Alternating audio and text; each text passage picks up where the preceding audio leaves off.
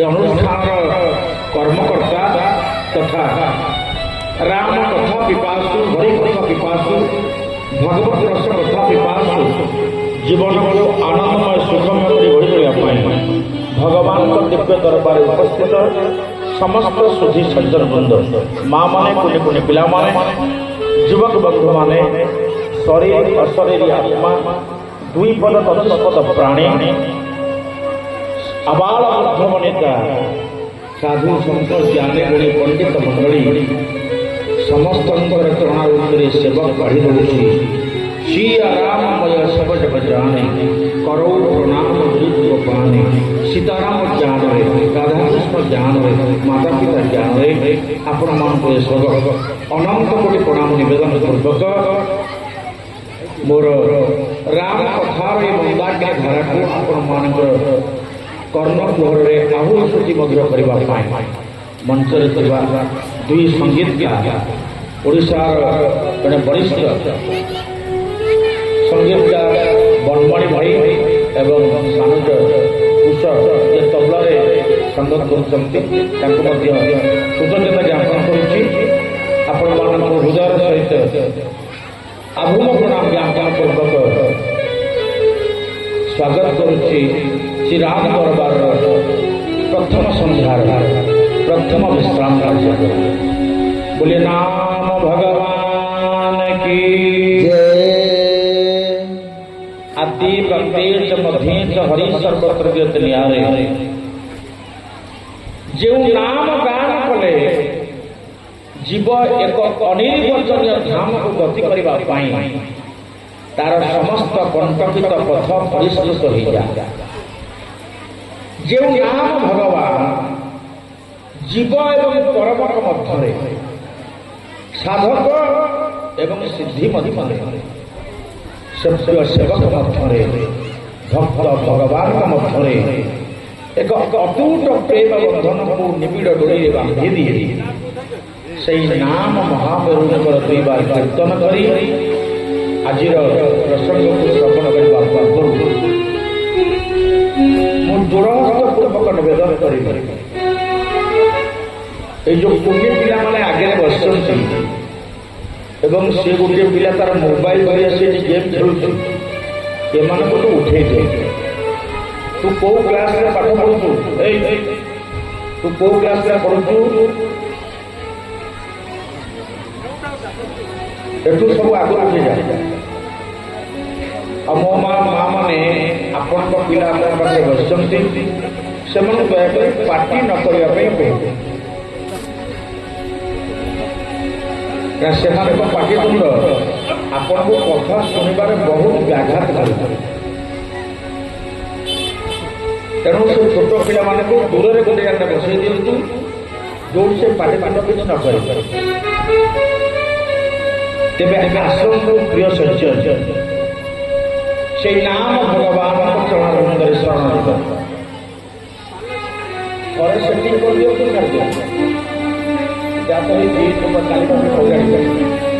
बोलिए आनंद कंद भगवान की जय गोविंद मेरो गोपाल मेरो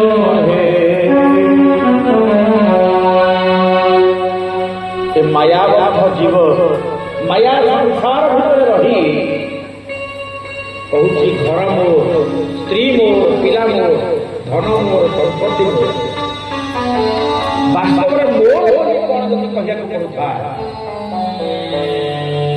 निकुंज कानर वृंदावन धामर निधुवन रे राधा कृष्ण परम रास संदर्शन करी संत श्रीपाद महात्मा मधुर कृष्ण जी गोस्वामी सन्धार आखिर धार धार मोह भक्त मान पचार प्रभु से बाबाजी महाप्रभु आपण को आखिरी लुह कहीं नारे ये कौन से दुखर लुह नुहे ये सुखर लुह आनंदर लुह जीवन में मोर बोली तुम्हें माने जहाँ कहूच सी वास्तव में तुमर नुहे করতে जना श्मशाने भर्या गुरुद्वारे देह हृदया परलोक मार्गे कर्मानुसार जीवगच्छति ए संसार केही किछि नै जीवन नहीं किंतु सेगुड़ी को आहुरी बसी मोर मोर कहना मोर बोली ताहाके कहिबो सेदिन बाबा एक कथा कहला बोले गोविंद हो तोर गोपाल हो तोर बांके बिहारी नंदलाला होती तो राम लाला तो गोपीनाथ से सुंदर भजन मो सहित आपण माने गान करिवे गोविंद मेरो रे गोपाल मेरो हे गोविंद मेरो हे गोपाल मेरो हे गोविंद मेरो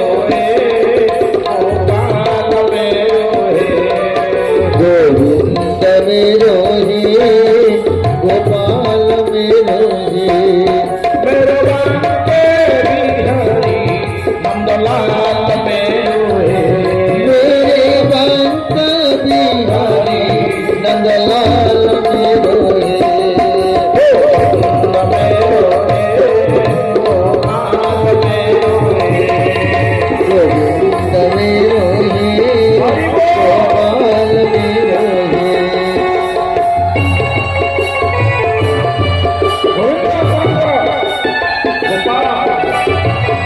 बांके बिहारी नंदलाल वो जगन्नाथ वो रघुनाथ उड़ी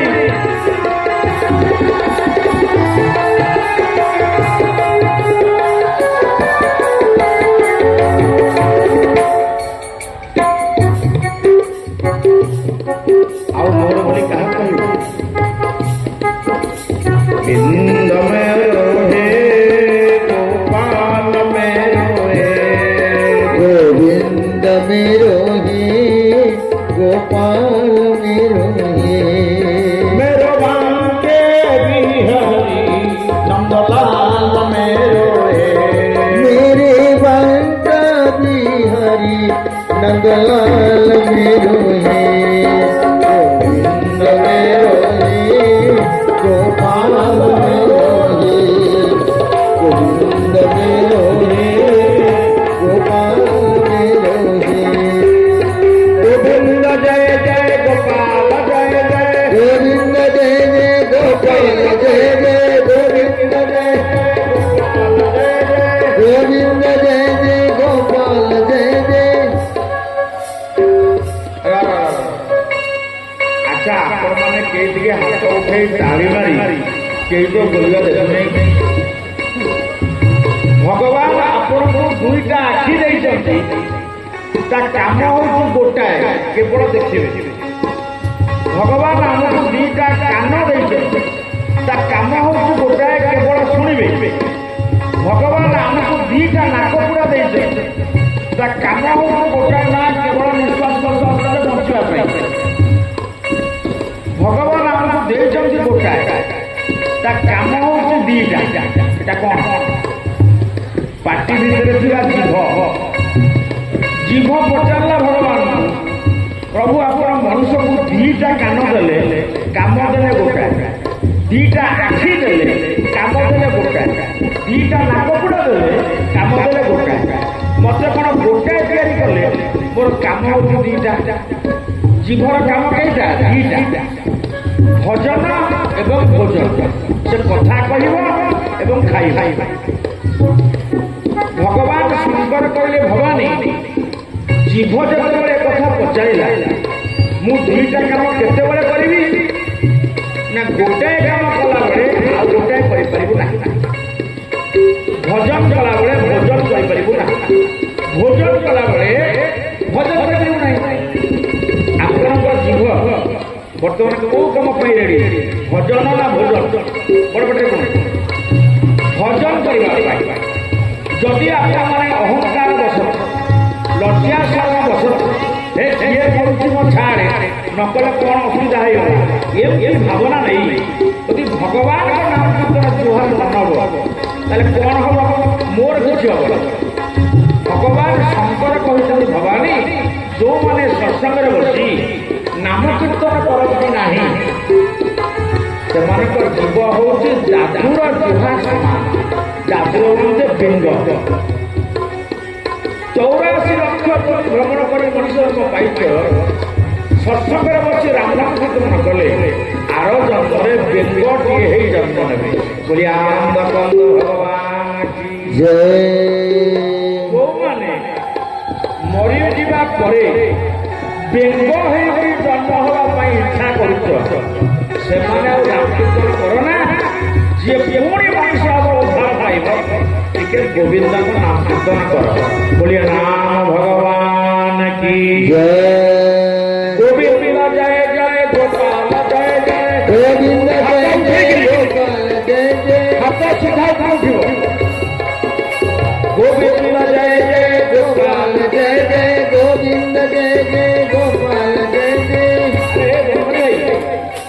ଇଏ ଦ୍ୱିତୀୟ ବର୍ଷର ଛାତ୍ର ମଞ୍ଚ ଗତ ବର୍ଷ ଆରମ୍ଭ ହେଇଥିଲା। ଇଏ କ୍ଲାସ ହେଇନାହିଁ। ଜିଭ ଖୋଲିଲା ହାତ ଉଠିଲା ନାହିଁ। ଦି ହାତ ଉପରକୁ ଏମିତି ଦେଖିଲେ ଆ ନାଁ ହଉଛି ସମର୍ପଣ। ପ୍ରଭୁଙ୍କ ପାଖରେ ଅଧା ଟେକିଲେ କୃପଣ। ଏଡେ କୃପଣ ହାତ ଆଉ ଟିକେ ଟେକି ପାରୁନାହାନ୍ତି। କୃପଣ ପ୍ରଭୁ ଦେଖିବେ ଗୋଟେ କୃପଣ ଆଧିରେ ଖଣ୍ଡିଆ ଅଛି। ଆଦৌ ନ ଟେକିଲେ ହଇରାଣ ହବ। ମରିବା ପର୍ଯ୍ୟନ୍ତ ହଇରାଣ। ଯୋଉମାନେ କୃପଣ ଏତିକି ଟେକ, ଯୋଉମାନେ ପୁରା ସମର୍ପଣ ସିଧା ଟେକ, ଯିଏ ଜୀବନ କରି ହଇରାଣ ହବ ଚୁପଚାପ ବସ ବୋଲି ଆନନ୍ଦ କନ୍ଦ ଭଗବାନ କି ଜୟ। ଆରେ ବାଃ। ନାଇଁ ପଡ଼ିଗଲା କାହିଁକି ଏଇ ଉପରେ ବଜା ତାଳି। ଗୋବିନ୍ଦ मेरो ରେ ଗୋପାଳ मेरो ରେ गोविंद मेरो है गोपाल मेरो है मेरो बांके बिहारी नंदलाल मेरो रे मेरे बांके हरि नंदलाल मेरो है गोविंद जय जय गोपाल जय जय गोविंद जय जय गोपाल जय जय राधा रमण हरि गोविंद जय जय राधा रमण हरि गोविंद जय जय राधा रमण हरि गोविंद जय जय राधा रमण हरि गोपाल मेरो रे हरि बोल हरि बोल गोपाल मेरो मेरो बांके बिहारी नंदलाल मेरो रे मेरे बांके बिहारी नंदलाल मेरो है गोपाल मेरो रे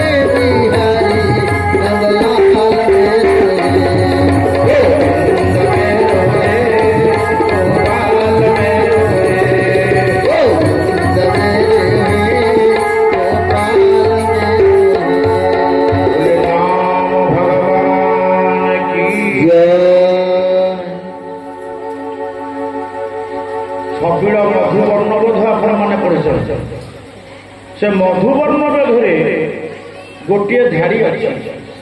ମୁଁ ସେ ପ୍ରଥମ ଧାଡ଼ିଟା ବୋଲିଲେ ଦ୍ୱିତୀୟ ଧାଡ଼ି ଆପଣମାନେ ବଡ଼ ପାଟିରେ କହିବେ। ଅରଣା ମଇଁଷି ରହିଛି ଅନାଇ ତାପରଟା ଦେଖିଲା ମାନେ ଆମ ବକ୍ତାକୁ ଶ୍ରୋତା ଠିକ ବକ୍ତା ଧାଡ଼ିଏ କହିଲେ ଶ୍ରୋତା ତା ଘଟା କହିଲେ बोलिबा अरहणा मईसी रहिछि अनाई मईसीर पास न जाओ तनाई मईसीर पास न जाओ तनाई वर्णबोध ସେଥିରେ ଆମେ ପଢିଛେ ଅରଣା ମଇଁଷି ରହିଛି ଅନାଇ ମଇଁଷିର ପାଶ ନ ଯାଅ ଦନାଇ।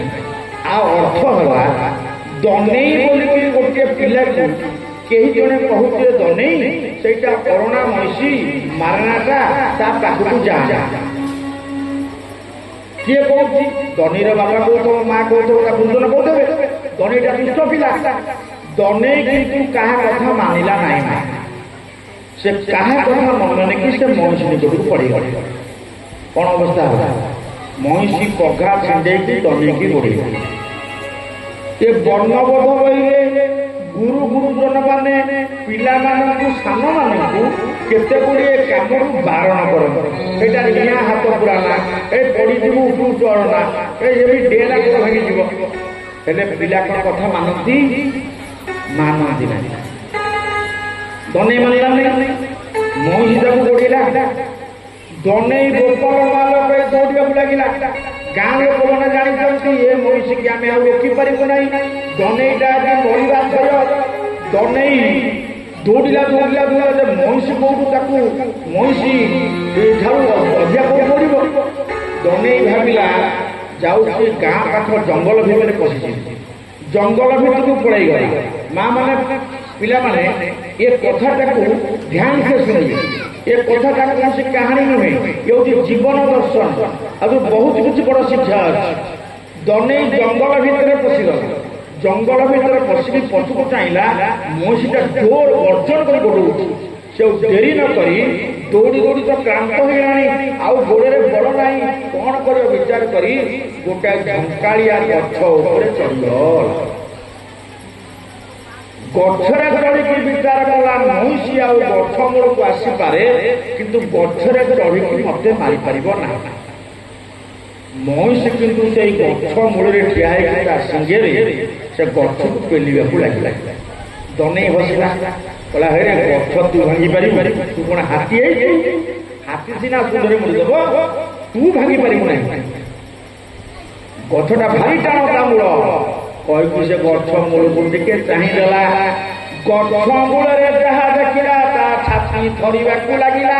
ଭୁଳିଆ ଭଗବାନ କି ଦନେଇ ଏମିତି ଏକ ଗଛରେ ଚଢ଼ିଥିଲା।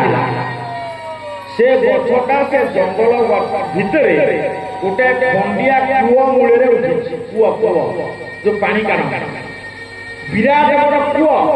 ସେ କୂଅର ଗୋଟାଏ ପଟେ ଗଛଟା ଉଠିଛି। ମାନେ ଗଛ ମୂଳର 75 ଭାଗେ ମାଟି ନାହିଁ, 25 ଭାଗରେ ଗଛ ଠିଆ ହେଇଛି। ମାନେ ମଇଁଷି 2-3 ଧକ୍କାରେ ଗଛକୁ ଭାଙ୍ଗିଦବ।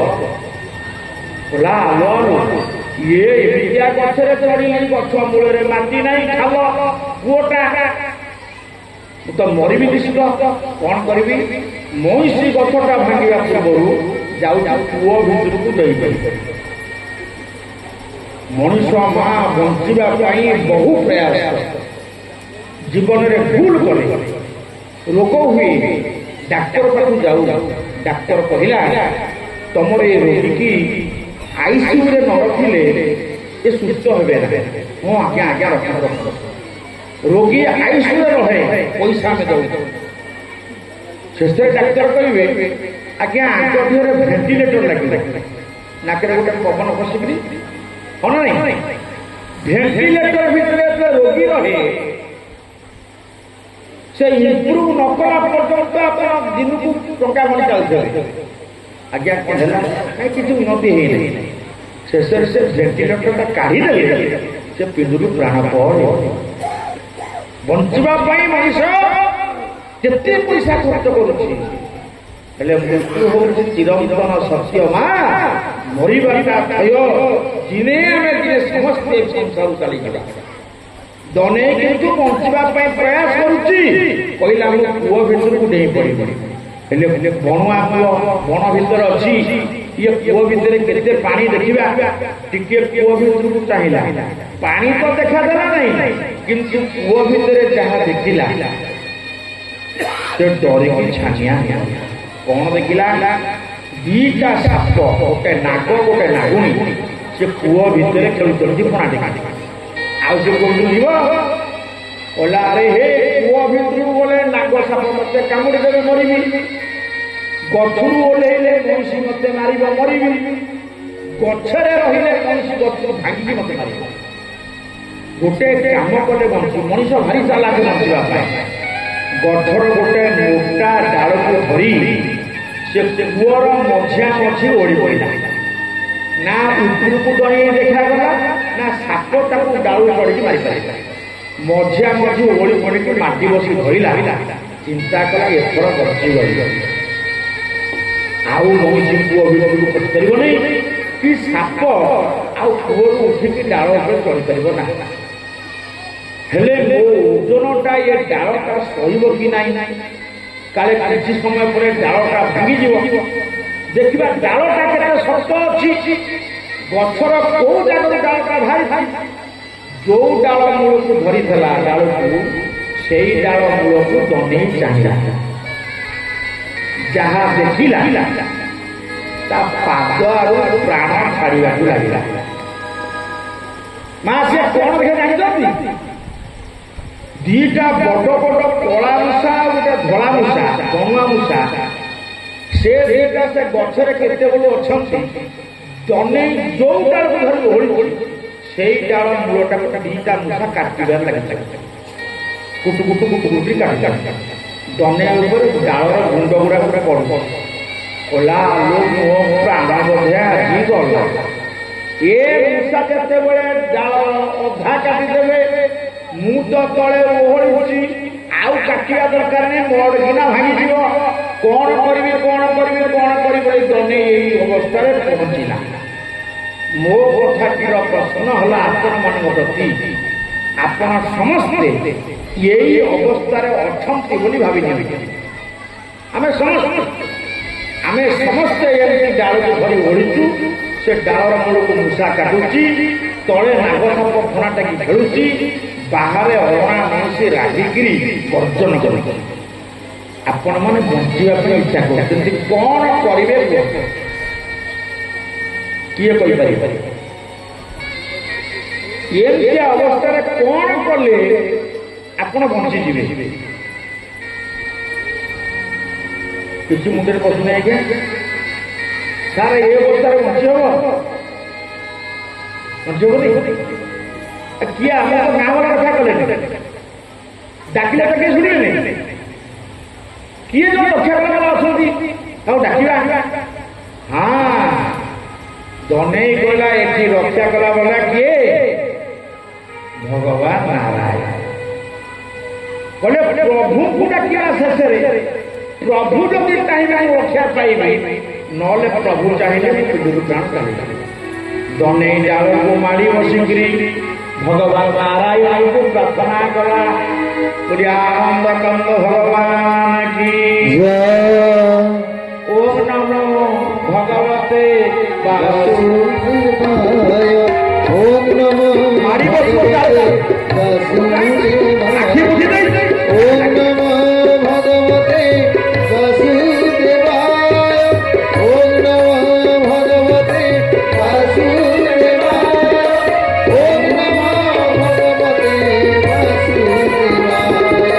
ওম নমো শঙ্খ চক্র গদা পদ্ম, শঙ্খ চক্র গদা পদ্ম,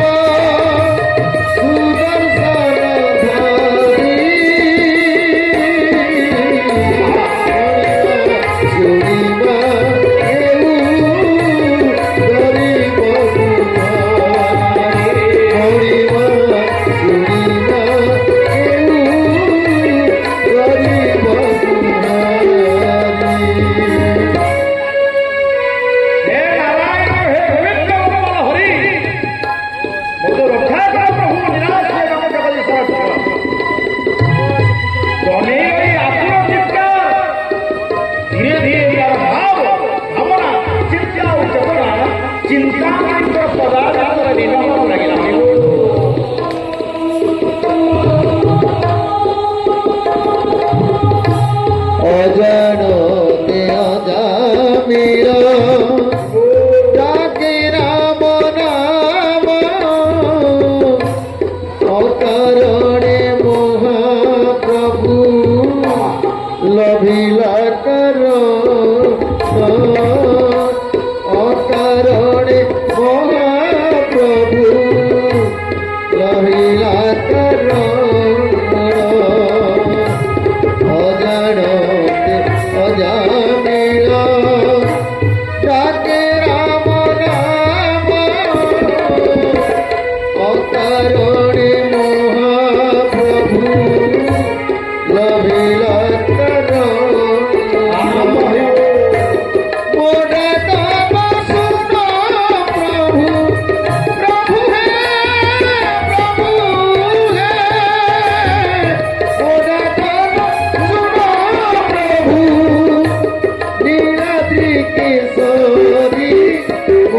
শুনিবা কেউ করিব মারি মরিবা শুনিবা কেউ করিব ভগবান কি দনেইর আন্ত চিৎকার বৈকুণ্ঠ বিহারী নারায়ণଙ୍କ ନିକଟରେ ପହଞ୍ଚି ମା ଲକ୍ଷ୍ମୀ ସାମ ପାଣି ପାଦମଣି ଦଉଥିଲେ ହେ ସ୍ୱାମୀ ଜଙ୍ଗଲ ଭିତରେ ଦନେଇଟା କାନ୍ଦି କାନ୍ଦି ଡାକୁଛି ତା ପିଲା ଛୁଆ ସଂସାର ଭାସିଯିବ ଜୀବନରେ ଭୁଲ କରି ଆପଣଙ୍କୁ ସେ ଡାକୁଛି ପ୍ରଭୁ ଟିକେ ତାକୁ ବଞ୍ଚେଇ ଦିଅନ୍ତୁ ଲକ୍ଷ୍ମୀ ତୁମେ ଯଦି କହୁଛ ଚାଲ ଯିବା ଗରୁଡ଼ ପୁସ୍ତରେ ବସିକି ଲକ୍ଷ୍ମୀ ନାରାୟଣ ସେ ଜଙ୍ଗଲ ଭିତରକୁ ପ୍ରବେଶ କଲେ ଦନେଇକି ବଞ୍ଚେଇବା ପାଇଁ ଲକ୍ଷ୍ମୀ ମା ଚାହିଁଛନ୍ତି ପ୍ରଭୁ ଶୀଘ୍ର ଚାଲନ୍ତୁ ଏ ମୂଷା ଡାଳକୁ କାଟିଦେବି ଗଛ ଖଣ୍ଡେ ଦୂରରେ ଅଛି ଭଗବାନ କହିଲେ ଗରୁଡ଼ ଏଇଠି ରୁହ ଲକ୍ଷ୍ମୀ ପଚାରିଲେ ସ୍ୱାମୀ ଦନେଇ ପରା ସେ ଖଣ୍ଡେ ବାଟରେ ଅଛି ନା ମୁଁ କଣ ଦେଖିଲି ଦେଖିଲି ଏଠି କଣ ପାଇଁ ଅଟକିଲେ ନା ଲକ୍ଷ୍ମୀ ମୁଁ ଯାହାକୁ ଜୀବନ ଦାନ ଦେବି ମୁଁ ଯାହା ପ୍ରତି କୃପା କରିବି ମୁଁ ତାକୁ ଟିକେ ପରୀକ୍ଷା ନ କଲେ କୃପା କରିପାରିବି ନା ଶ୍ରୀମଦ୍ ଭାଗବତରେ ଏ କଥା ଅଛନ୍ତି କଷି କଷାଇ ବର ଦିଏ ନୋହିଲେ ବାବୁରାଏ ମୁଁ କଷଟି ପଥରରେ ଭକ୍ତକୁ ଥରେ କଷିବି ବଣିଆ ଯେପରି ସୁନାକୁ କଷଟି ପଥରେ ଘୋରିକିରି କେତେ ଖାଦ ଅଛି କେତେ ଅସଲି ସୁନା ଦେଖିଦିଏ କହିଲେ ମୁଁ ଭକ୍ତକୁ ଥରେ କଷ୍ଟ ଦିଏ ସେ କଷ୍ଟରେ ଯଦି ସେ ପାର ହେଇଗଲା ତାହେଲେ ସେ ମୋର ହେଇଗଲା କହିଲେ ପ୍ରଭୁ ଇଏ ମରଣାସନ୍ନ ଯିବ ଆପଣ କି ପରୀକ୍ଷା କରିବେ କହିଲେ ଲକ୍ଷ୍ମୀ ମଣିଷ ଜୀବନଟା ଜନ୍ମରୁ ପରୀକ୍ଷା ମା ଗର୍ଭରେ ପିଲା ସଞ୍ଚାର ହେଲେ ପରୀକ୍ଷା ଆରମ୍ଭ ହେଇଯାଏ ଏ ଗର୍ଭ 10 ମାସ 10 ଦିନ କିଭଳି ଭଲରେ ରହିବ ଡାକ୍ତର ପାଖରେ ପରୀକ୍ଷା 3 ମାସରେ ପରୀକ୍ଷା 2 ମାସରେ ପରୀକ୍ଷା ଶେଷରେ ପିଲା ଜନ୍ମ ହେବା ପୂର୍ବରୁ ଡାକ୍ତରଙ୍କ ପାଖରେ ନାଇଁ ଆଜ୍ଞା ଇଏ ନର୍ମାଲ ହବନି ଇଏ ସିଜରିଂ ହବ ପରୀକ୍ଷା ପିଲା ଜନ୍ମ ନେଲା ଦେହ ଭଲ ପାଇଁ ପରୀକ୍ଷା ପାଠ ପଢିଲା ପରୀକ୍ଷା ଦେବ ଚାକିରି କରିବ ପରୀକ୍ଷା ଦେବ ଭିତରକୁ ଦେବ ଏମିତି ଜୀବନ ଭରି ପରୀକ୍ଷା ଦେଇ ପିଣ୍ଡରୁ ପ୍ରାଣ ଚାଲି ଯାଇଥିଲେ ମଧ୍ୟ ପିଲାମାନେ କହନ୍ତି ଆମ ଗାଁ ଗଲା କଥାର ବିଶ୍ୱାସ ହଉନି ଟିକେ ପରୀକ୍ଷା କରାଅ ମଲା ମଣିଷକୁ ମଧ୍ୟ ତା ବନ୍ଧୁ ବାନ୍ଧବ ପରୀକ୍ଷା କରିକି ଡାକ୍ତର କହନ୍ତି ଯଦି ତାହେଲେ ପକେଇବା ମରିଗଲା ପରେ ମର୍ଦ୍ଦାର ମଧ୍ୟ ପରୀକ୍ଷା ହୁଏ विचार करंतु जीवनटा परीक्षा है लक्ष्मी मु टिके परीक्षा करूछु अल्प समय भगवान गोटे चिल पक्षी डाकिले बोले हे चिल ए आगे जो गछर डाल को धरि जो दनेईटा ओळिची से जो डाल को धरि ओळिची देखो से डाल ऊपर आउ गोटे डाल रे गोटे बड़ महू फेणा हेछि तुमे से महू फेणाटा खंडिया करके उड़ी जाओ भगवान नारायण कथा मानी चिल पक्षीटा से महू फेणा खंडिया करके उड़ीगला महू फेणा महुमाछी अच्छी ता फेणा के किए भांग महुमाछीटा गोड़े चिल पछे पछे महुमाछी माने गोटेले चिल को हेले महू फेणा भांगी जाई महू फेणा महू गुड़िक सब तलक खसवा हाँ पिठा पिठा महू से फेणारू तलक पड़ा तलक कौटी जान दने जो डाल को धरिकी आखि ऊपर को डाकुला ओम नमो भगवते वासुदेवाय से तारी मुहरे मु तो कही माँ जीभर दीटा काम ଭଜନ ଏବଂ ଭୋଜନ ଜନେଇ ଏପର୍ଯ୍ୟନ୍ତ ଭୋଜନ କରୁଥିଲା ଯେ ମହୁଟା ତା ମୁହଁରେ ପଡ଼ିକି ଜିଭ ଉପରେ ନିଗିଡ଼ିଲା, ତାକୁ ମିଠା ଲାଗିଲା। ସିଏ ଆଉ ଭଜନ ନ କରିକି ଚାହିଁଲା, କହିଲା ଆରେ ବା ପ୍ରଭୁ ମୋ ଡାକ ଶୁଣିଛନ୍ତି, ମତେ ଖାଇବା ପାଇଁ ଏ ଜଙ୍ଗଲ ଭିତରେ ଉପର ମହୁ ଫେଣାଟାକୁ ଭାଙ୍ଗିକିରି ମୋ ପାଟିରେ ମହୁ ଦେଉଛନ୍ତି, ତେଣୁ ମହୁ ଗୁଡ଼ାକ ଆଡ଼େ ସାଡ଼େ ପଡ଼ିବ କାହିଁକି? ସିଏ ମୁହଁ ବୁଲେଇକିରି ସେ ମହୁକୁ ଖାଇବାକୁ ଲାଗିଲା। ଭଗବାନ କହିଲେ ଲକ୍ଷ୍ମୀ କଣ ଦେଖୁଛ? ନା ପ୍ରଭୁ ସେ ମହୁଟାକୁ କଣ ଖାଉଛି? ନା ମହୁ ଖାଉଛି, କିନ୍ତୁ ମହୁ ଖାଇବା ପୂର୍ବରୁ ଡାକୁଥିଲା ଓମ୍ ନମୋ ଭଗବତେ ବାସୁଦେବାୟ, ଆଉ ଡାକୁଛି କି? ନା ନା। ଆଚ୍ଛା ମହୁ ସରିଗଲା ପରେ ଏ ଡାଳଟା ଭାଙ୍ଗିଯିବ ନା ନାହିଁ? ନା ଆଜ୍ଞା ଭାଙ୍ଗିଯିବ।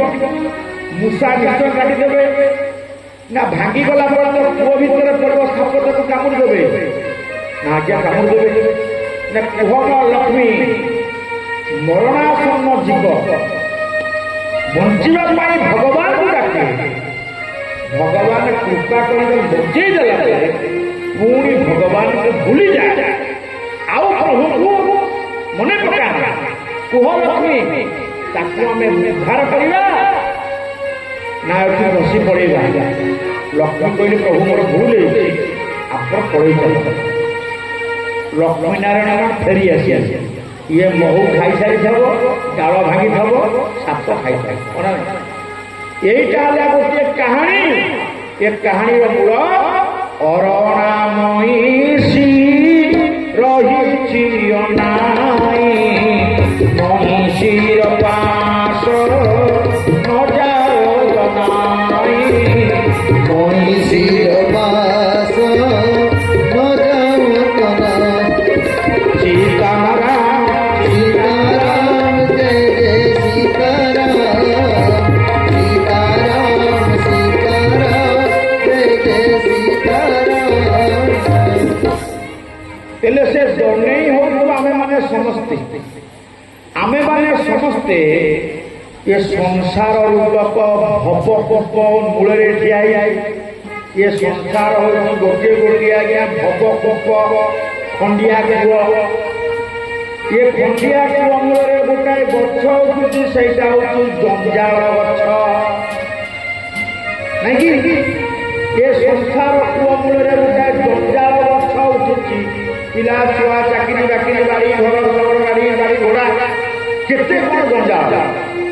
ମଣିଷଟା ଜଞ୍ଜାଳ ଭିତରେ ପଡ଼ିଛି, ମାନେ ଜଞ୍ଜାଳ ଗଛରେ ଚଢ଼ିଛି। ଏ କାହାଣୀ ସହିତ ଜୀବନ ଦର୍ଶନ, ପିଣ୍ଡ ସହିତ ବ୍ରହ୍ମାଣ୍ଡ। ମୋର ଜ୍ଞାନୀ ଗୁଣୀ ପଣ୍ଡିତ ମାନେ, ବୟସ୍କ ମଉସାମାନେ ଅଛନ୍ତି, ବ୍ୟକ୍ତି ଅଛନ୍ତି, ସାଧୁ ସନ୍ଥ ଅଛନ୍ତି, ଯୁବକ ବନ୍ଧୁ ଅଛନ୍ତି, ମୋ ମା ମାନେ ଅଛନ୍ତି। ଏ ସମସ୍ତଙ୍କୁ ଶୋଇଲା ଭଳିଆ କଥା ପଦେ। ଆମେ ମାନେ ସଂସାରକ ଭବକୂପ କୂଅ ମୂଳେ ଉଠୁଥିବା ଜଞ୍ଜାଳ ଗଛରେ ଚଢ଼ିଛୁ। ଆମକୁ ଗୋଟେ ମଣିଷୀ ଗୋଡ଼େଇଛି, ସେ ହଉଛି କଳା ମଣିଷୀ, କାଳ କାଳ ମହାକାଳ ଟୀକା ଗୋବିନ୍ଦ ଚନ୍ଦ୍ର କେନ୍ଦାରା ବଜେଇ ସେ ମହାକାଳ କଥା କହିଲ। ସେହି କାଳ ଜମ ବଡ଼ ଦାରୁଣରେ ନମାନଇ ଦୁଃଖ ସୁଖ, ନ ଜାଣଇ ଦୁଃଖ ସୁଖ।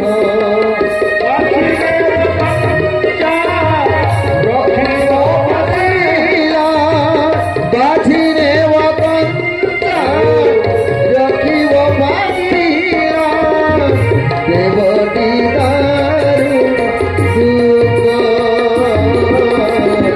ଦେବଟି ଦାରୁଣ ସୁଖ। ଓ ଦେବଟି ଦାରୁଣ ସୁଖ। କାଳ କାଳ ମହାକାଳ ରୂପକ ମୃତ୍ୟୁ ରୂପକ କଳା ମଣିଷୀ ଆମ ସମସ୍ତଙ୍କୁ ଗୋଡ଼େଇଛି। ଆମେ ଭବ କୂଅ ଭିତରେ ମୂଳରେ ଥିବା ଜଞ୍ଜାଳ ଗଛରେ ଚଢ଼ି, ଇଏ ଭବ କୂଅ ସଂସାର ଗୋଟେ କୂଅ ହେଲା, ତାହେଲେ କୂଅ ଭିତରେ ଦିଟା ନାଗ ସାପ ଖେଳୁଛନ୍ତି। ଏ ସଂସାର କୂଅରେ ନାଗ ସାପ କିଏ? नाग साप है संशय संशय सर्प रामचरित मानस उत्तरकांड कहते काकभूषण शुणुंट गरुड़ काकभूषण पचारे गरुड़ तुमको कौन साप मारी गरुड़ उत्तर देले संशय सर्प मोहिदाता श्री राम जय जय जय राम। संशय सर्प संदेह संदेह कहते कहा परिवार ये संदेह टिक नहीं हाथ समस्त स्त्री संदेह करुच्ची स्वामी स्वामी संदेह करुच्ची स्त्री माँ संदेह करुच्ची झील झील संदेह करुच्ची भाई दोकानी संदेह करुच्ची गराक गराक संदेह करुच्ची दोकानी नहीं कि आम समस्ते समस्त को संदेह शत्रुरे देखुचे संदेहटा एते बढ़ी जाइए भगवत गीतार भगवान कहले अर्जुन रे संशय आत्मा विनश्यति ये संशय पर्यंत तुम मन जाई नहीं से पर्यंत तुम्हें मरवाटा थय ताले भवकूप तले संशय सर्प फणा टेकी खेलु बाहर काल काल महाकाल जन्म मृत्यु आम नाकतल प्रवणता बंद करदेव आम जंजाल गछरे चढ़ुते धरीचे गोटे डाल नहीं कौ डाल को आम धरीचु आम समस्ते गोटे आम बयस रूपक डाल को माटी बसिक धरी धरी मु 22 वर्षर युवक मु 70 वर्षर युवक मु 15 वर्षर पिला ये बयस डाल को मारी बसिक धरिकी मनीष आज गर्व कर तू बुढ़ा तू बालक छोट पिला मु ज्ञानी ये अहंकार पड़ी आम बयस डालटा को मारी बसी धरी हेले माँ माने से बयस डाल दीटा मूषा काटबार लगी से मूषा रंग हूँ कला मूषा गोटे धला मूषा गोटे यही आप बुझ आम बयस रूपक डाल कला धला मूषा प्रति मुहूर्त काटी चली कला मूषा हूँ राति धला मूषा हूँ दिन बोलिया कंद भगवान की ये दिन राति रूपक कला धला मूषा मनीषर बयस रूपक डाल काटी चली आज मोर बयस 54 वर्ष अर्थात मो बयस डाल कला धला मूषा 46 वर्ष काटी सारे जहाँ जी वर्ष से बयस कटा सैला मनीष भावे मो बयस बढ़ू भूल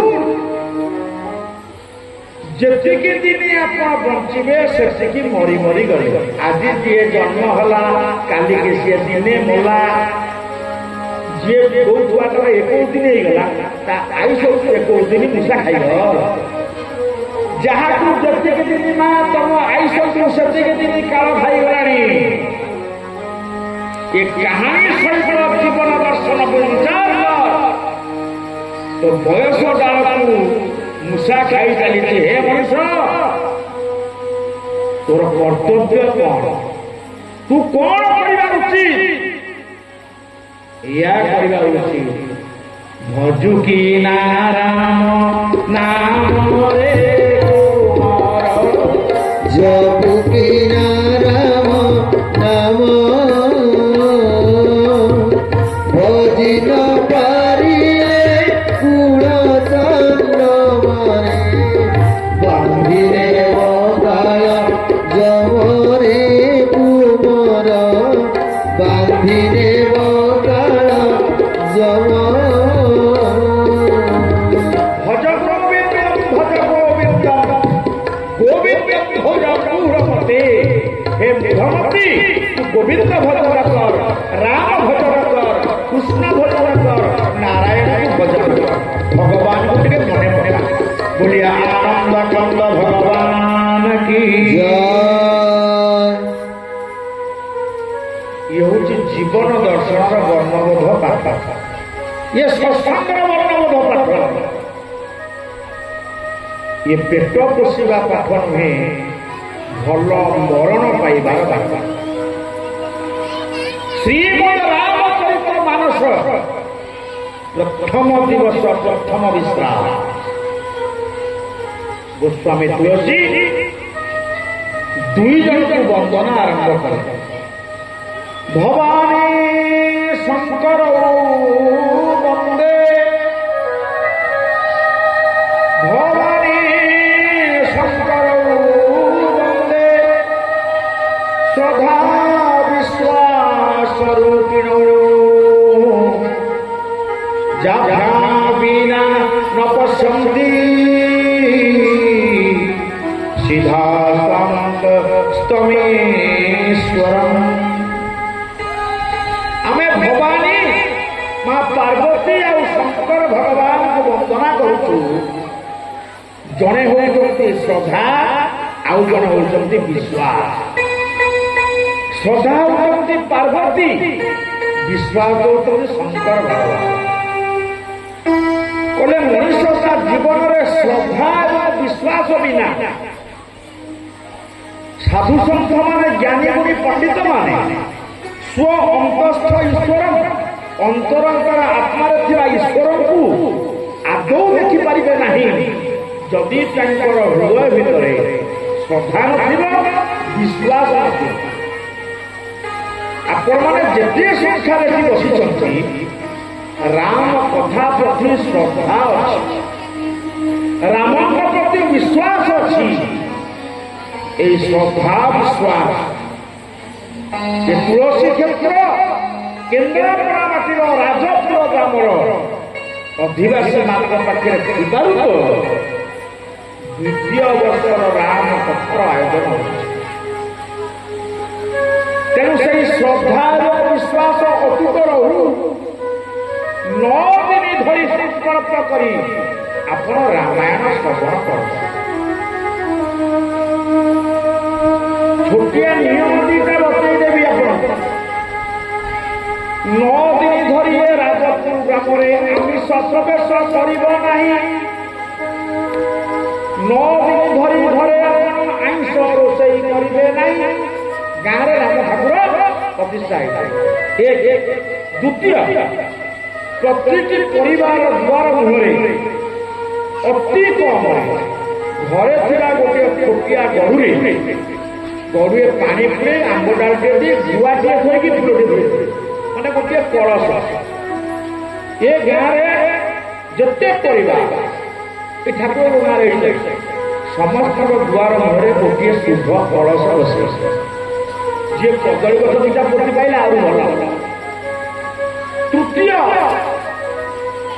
राम दरबार को आसला बेले संध्या बेले यही आसन बसवा पूर्व प्रथम से मुंडिया टे मारे बस जदि मझे उठी इच्छा प्रणाम कर उठे जदि पलैले पलैले पुणी फेरिक आसवे पुणी प्रणाम कर बस एति नियम माँ आपण 9 दिन कथा शुणु। ये कथा शुणा घर को जीवे 9 दिन पर्यंत वाद विगत कली घरे करेंगे नहीं। कहीं करेंगे नहीं ना रघुनाथ जानकी माँ लक्ष्मण भरत शत्रुघ्न हनुमान समस्त माँ तो गाँ द्वार घरे बस तेणु समस्त टंका 2 टंका 5 टंका 100 टंका 500 1000 करी दान प्रभु अच्छे प्रभु आपण मान आसी गाँव को आपण परिवार कलिकटिया बंद करेंगे गाँव में आमिष पुरेबे ना कलश बसैबे कदली गछ टे लगे सन्धार रात कथा श्रवण पर ये व्यासपीठ जार जहाँ स्वच्छ दक्षिणा दे तुलसी टे पाइबे आरती दर्शन करेंगे। ये हूँ प्रवर्तन ज्ञान यज्ञर नीति एवं नियम। यही नियम धारा जदि राजपुर गाँव रामचरित मानस द्वितीय वर्ष आरंभ हो गला ए ब्राह्मण छुआ व्यासपीठ सत्य कथा कहूँ କେନ୍ଦ୍ରାପଡ଼ା ଜିଲ୍ଲାର 1 ନମ୍ବର ମାନସ ମଞ୍ଚ ହେଇକରି ଓଡ଼ିଶାର ପ୍ରଚାର ହବ। ସବୁ ବକ୍ତା କହିବେ ଆମେ ଟିକେ ରାଜପୁର ମଞ୍ଚରେ ଜୀବନ କଥା କୁହନ୍ତୁ କି ସବୁ ବକ୍ତା ମାନେ ଆମକୁ କହିବେ ଆରେ ରାଜପୁର ଗାଁକୁ ଟିକେ ଯିବା, ସେ ମଞ୍ଚଟା ଏତେ ବଢ଼ିଆ ମଞ୍ଚ। ତେଣୁ ଏ ନୀତି ନିୟମକୁ ପାଳନ କରିବା ପାଇଁ ଆପଣମାନଙ୍କ ବିଚାର ଆପଣଙ୍କ ପାଖରେ ତେବେ ଆସନ୍ତୁ କଥା ଗଙ୍ଗାର ଅବଗାହନ କରିବା। ଶ୍ରୀରାମ ଜୟ ରାମ ଜୟ ଜୟ ରାମ ଜୟ ରଘୁନନ୍ଦନ ଜୟ ଘନଶ୍ୟାମ। ଶ୍ରୀରାମ ଜୟ ରାମ ଜୟ ଜୟ ରାମ ଜୟ ରଘୁନନ୍ଦନ ଜୟ ঘনশ্যাম। গুরু বিন ভবনিধি তরণী না শ্রীরাম জয় রাম জয় জয় রাম গুরু বিন কর জয় রঘুনন্দন জয় ঘনশ্যাম। গুরু পদ শ্রীরাম জয় জয় রঘুনন্দন জয় ঘনশ্যাম। ଗୁରୁଙ୍କ ପଦାର ବିରୋଧରେ ଶରଣ ବସିବେ। ପ୍ରଣାମଟା କାହା କରିବେ?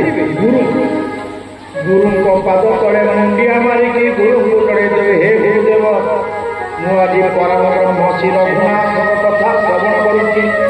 ମୋ ଜୀବନରେ ଥିବା ସମସ୍ତ ପାପ ମୋଚନ ହେଇଯାଉ, ମୋ ପରିବାରଟା ରାମ ପରିବାର ହେଇଯାଉ, ମୋ ପରିବାର ଭିତରେ ନକାରାତ୍ମକ ଶକ୍ତି ଦୂରୀଭୂତ ହେଇଯାଉ, ମୋ ପରିବାରର ପିଲାମାନେ ଭଲରେ ରୁହନ୍ତୁ, ବିଶ୍ୱର ମଙ୍ଗଳ ହଉ। ଏଇ ଚିନ୍ତାଧାରା କରି ଗୁରୁ ବିନୁ ଭବନିଧି ତରଣୀ କୋବି। রাম জয় রাম জয় জয় রাম ବୁଲିଆନନ୍ଦ କନ୍ଦ ଭଗବାନ କି ଜୟ। ଗୁରୁଙ୍କ ପାଖରେ ଶରଣ ପଶିକିରି ଏ ବସି ରାମନାଥ ଆସନ୍ତି।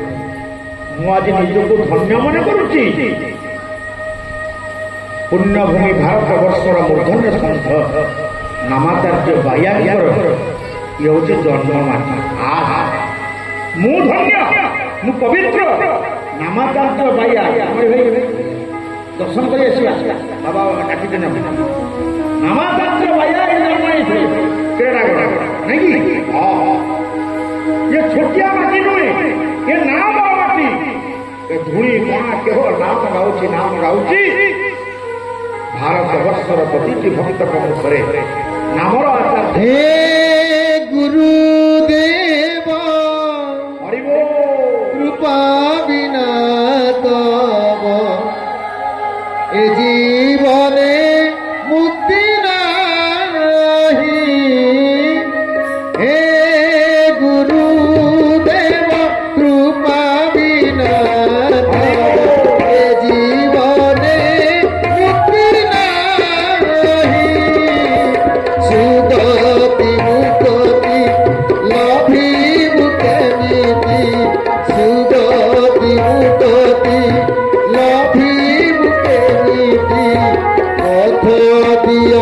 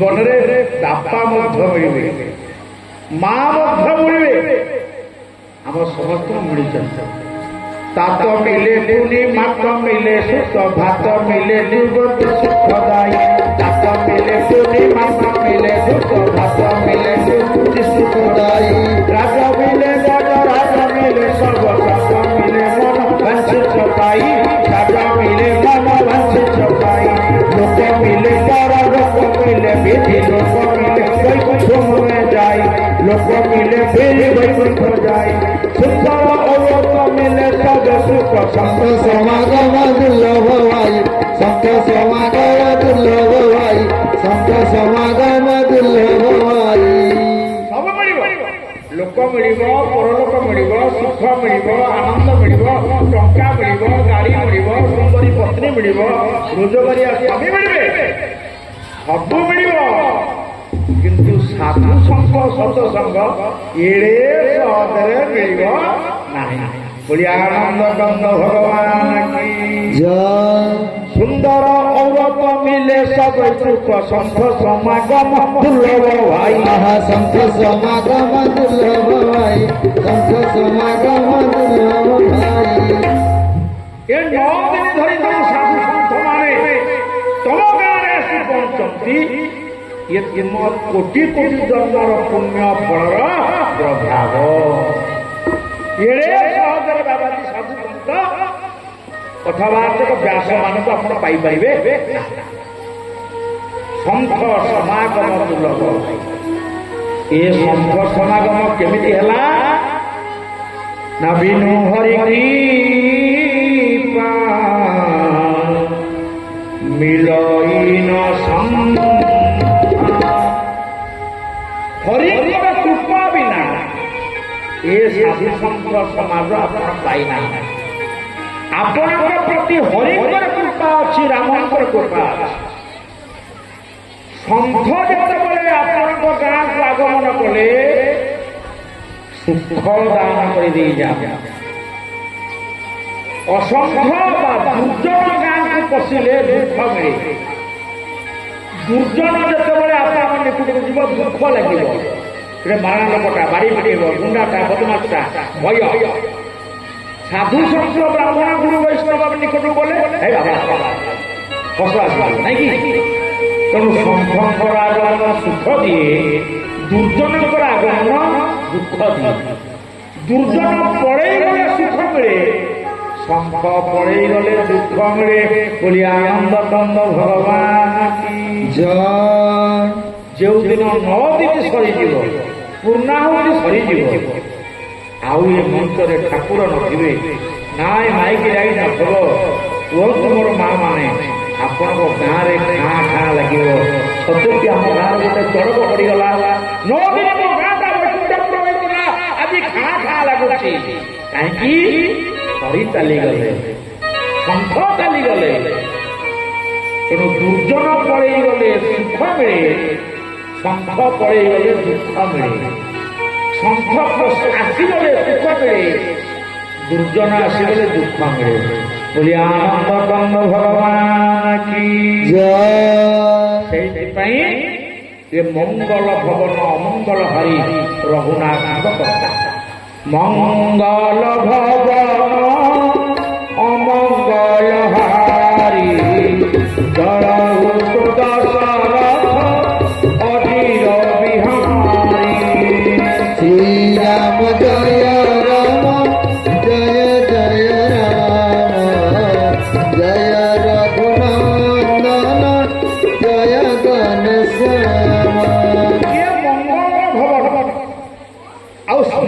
अमंगल को हरण कर से किए राम क्यों राम कौ राम ना दशरथ अगणारे ठुमुक ठुमुक चलुवा बालक राम लाला आज अयोध्या राम मंदिर प्रतिष्ठा हले से मंदिर भितर जो राम पूजा करते से युवक राम नुहति से वयस्क राम नुहति जो बालक राम लाला कौड़िया छुआ बालक छोट बालक को आप देखिले जमी हसी हसी कुंडे पकड़े मो राम ठाकुर शिव प्रिय ଦେବତା ମାନଙ୍କର ପ୍ରିୟ କୋଉ ରୂପରେ ନା ରାମ ଲାଲ ବାଳକ ରୂପରେ। କାକଭୂଷଣଙ୍କର ପ୍ରିୟ ବାଳକରା, ଶିବଙ୍କର ପ୍ରିୟ ବାଳକରା। ସେଇଥିପାଇଁ ବାଳକ ରାମକୁ କଣ କହନ୍ତି? ମଙ୍ଗଳ ଭବନ ଅମଙ୍ଗଳ ହାରି ପ୍ରଭୁ ସୁଦଶରଥ ଅଜିର ବିହାରୀ। बोल श्री राम जय ହରି जय जय रघुनंदन जय घनश्याम। ଭଗବାନ ଶଙ୍କର ବୈକୁଣ୍ଠ ପୁରାଣରେ ଉପସ୍ଥିତ ହୋଇ ନାରାୟଣଙ୍କୁ ସମ୍ବର୍ଷଣ କରନ୍ତେ ଭଗବାନ ନାରାୟଣ କହିଲେ, ହେ ଦେବ ଦେବ ମହାଦେବ ଉମାପତି ଶଙ୍କର ଭଗବାନ, ଆପଣଙ୍କୁ ମୁଁ ନିମନ୍ତ୍ରଣ ଏଇଥିପାଇଁ କରିଛି, ମୋ ବୈକୁଣ୍ଠପୁରରେ ଯୋଉ ବଡ ମଞ୍ଜୁଷାଟିଏ ଅଛି, ଏ ମଞ୍ଜୁଷା ଭିତରେ ଯାହା ଅଛି ଆପଣ ତାକୁ 3 ଭାଗ କରି ବାଣ୍ଟି ଦିଅନ୍ତୁ। ଧ୍ୟାନ ସେ କଥାଟି ଶୁଣିବେ। ସେଇପଟେ ପିଲାମାନଙ୍କ ପାଟି ଆମେ ଶୁଣୁଛୁ। ହଁ, ଭାରି ଜୋର ପାଟି ହଉଛି। ସେ ପିଲାଟି କଥା ଶୁଣିଦେବେ। ତେଣୁ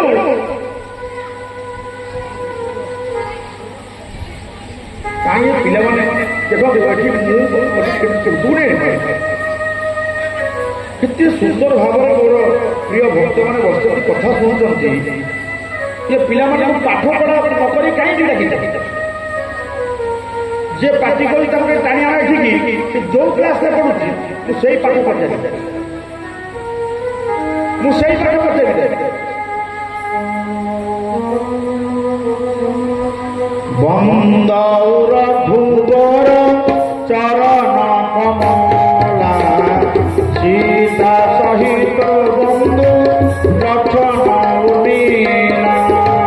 श्री राम जय राम जय जय राम जय रघुनंदन जय घनश्याम।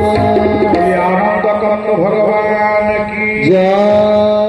ଶଙ୍କର ଭଗବାନଙ୍କୁ ବୈକୁଣ୍ଠପୁର ନାରାୟଣ କହିଲେ, ଏ ବୈକୁଣ୍ଠପୁର ଯୋଉ ମଞ୍ଜୁଷା ପେଟେରା ଅଛି, ପ୍ରଭୁ ଆ ଭିତରେ ଯାହା ଅଛି ଆପଣ ତାକୁ 3 ଭାଗ କରି ବାଣ୍ଟି ଦିଅନ୍ତୁ। ଶଙ୍କର ଭଗବାନ ମଞ୍ଜୁଷାଟାକୁ ଖୋଲି ଦିଅନ୍ତେ, ସେ ମଞ୍ଜୁଷା ଭିତରେ କଣ ଥିଲା ଜାଣିଛନ୍ତି? ବ୍ରହ୍ମରାମତେ ନାମ ବର, ବ୍ରହ୍ମରାମତେ ନାମ ବର ବରଦାୟକ ବରଦାନି ରାମଚରିତ ଶତକୋଟି ଅପାରା ଝିଅ ମହେଶ୍ୱରୀୟ ଜାନି। ପରମ ବ୍ରହ୍ମ ରାମଙ୍କ ଅପେକ୍ଷା ରାମଙ୍କ ନାମ ହଉଛି ବଡ, କୃଷ୍ଣଙ୍କ ଅପେକ୍ଷା କୃଷ୍ଣ ନାମ ହଉଛି ବଡ, ଜଗନ୍ନାଥଙ୍କ ଅପେକ୍ଷା ଜଗନ୍ନାଥ ନାମ ହଉଛି ଶ୍ରେଷ୍ଠ। ବ୍ରହ୍ମ ରାମ ନାମ ହିଁ ବଡ। ସେଇଥିପାଇଁ ତ ମାଟିର ପୁଅ ହଉଛନ୍ତି ନାମାକାର୍ଯ୍ୟ ଭାଇ। ନାମଟା ବଡ ନା ସଂସାରରେ। ହେଲେ ମନୁଷ୍ୟ ଭିତରେ କଣ ଦେଖିଲେ? ରାମଚରିତ ଶତକୋଟି ଅପାରା। 100 କୋଟି ରାମଚରିତ ଅଛି। କେତେ କୋଟି? 100 କୋଟି। ଗୋସ୍ୱାମୀ ଯେତେବେଳେ କଲମ କଲେ, କହିଲେ ଶିବଙ୍କ ପାଇଁ ସିନା ରାମଚନ୍ଦ୍ର 100 କୋଟି ଗୋଟେ ସୀମା ଭିତରେ ରହିଲା, ମୋ ପାଇଁ 100 କୋଟିରୁ ଅଧିକା ଅପାର। ସେ ଆଉ ଟିକେ ଅପାର ଲଗେଇଦେଲେ। କହିଲେ ପ୍ରଭୁ ହେ ନାରାୟଣ, ଇଏ 100 କୋଟି ରାମଚରିତ ଅଛି। ହଁ, ଆକୁ ତୁମେ ସ୍ୱର୍ଗ ମର୍ତ୍ତ୍ୟ ପାତାଳ 3 ପୁର ଭିତରେ ସମାନ ଭାବରେ ବାଣ୍ଟି ଦିଅ। ମୁଁ ସେଇ ପିଲାମାନେ ଯିଏ ପାର୍ଟି କରୁଥିଲେ ସ୍କୁଲରେ ପଢୁଛନ୍ତି, ତାଙ୍କୁ ବର୍ତ୍ତମାନ ବାଣ୍ଟିବା ପାଇଁ ହିସାବ ପଚାରିବେ। ଆଉ ଆସିବେ କୁଆଡେ ବସେଇ ଯାଇଥିବେ, ଆଉ ଏରିଆ ମାରିବେ। ହଁ, ଏବେ 100 କୋଟିକି 3 ଭାଗ କରିବା। 3ଟି ପାତ୍ର ଥୁଆଗଲା। ଯଦି କହିବେ ଆପଣ ମାନେ 100 କୋଟିକୁ 3ରେ ହର, କାଗଜ ଦରକାର, କଲମ ଦରକାର, ମୋବାଇଲରେ କ୍ୟାଲକୁଲେଟର ଦରକାର ତାକୁ ଛାଡ଼ିକି ହରିବା। ଶିବ ଭଗବାନ କଣ କ୍ୟାଲକୁଲେଟର ଦେଲେ ବିଚାର କଲେ ଆଗ 33 କୋଟି ଲେଖା ଥୋଇଦବା 33 କୋଟି 33 କୋଟି 33 କୋଟି କେତେ କୋଟି ହେଲା ବଡ଼ ପାଟିରେ କୁହନ୍ତୁ ଏ ଭଉଣୀ ପାଟେ 99 କୋଟି ହେଲା 100 କୋଟିରୁ 99 କୋଟି ବଣ୍ଟା ହେଇଗଲା ଆଉ କେତେ ବଢିଲା 1 କୋଟି ବଢିଲା ସେ 1 କୋଟି କି 3 ଭାଗ ଗଲା କରାଗଲା 33 ଲକ୍ଷ 33 ଲକ୍ଷ 33 ଲକ୍ଷ କେତେ ଲକ୍ଷ ହେଲା ଆଜ୍ଞା ବଡ଼ ପାଟିରେ କୁହନ୍ତୁ ସିଏ କହୁଛୁ 98 ଲକ୍ଷ ହେଲା ଏଇଟା ଯୋଉ ଅଙ୍ଗନବାଡି ବି ଯାଇ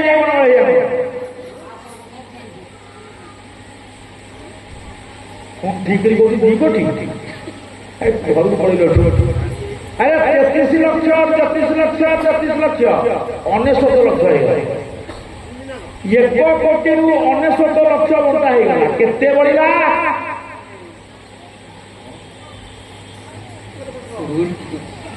କଣ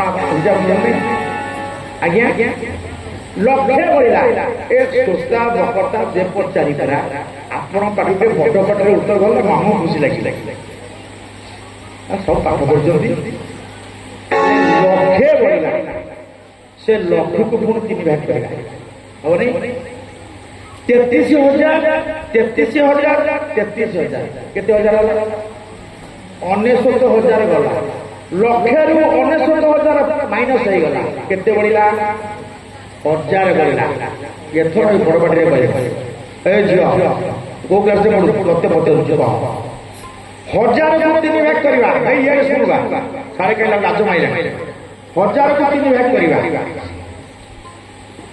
300 କେତେ ହେଲା 1000ରୁ 900 ଗଲା କେତେ ହବ ଏ ଛୁଆ କୁହନ୍ତୁ ଏ ଭଉଣୀ ବସ୍ତ କାଳିଆ ପାଇଁ ଜାଣ ଦେଇଛି 1000ରୁ 900 ଗଲେ କେତେ ବଢିବ ବଡ ପାଟିରେ କହେ ତାପରେ ଟିକେ ହରିବ ଭଉଣୀ ଢୋଳିବ ଟିକେ ଭଲ ପାଠ ହବ ଓ ନା କଣ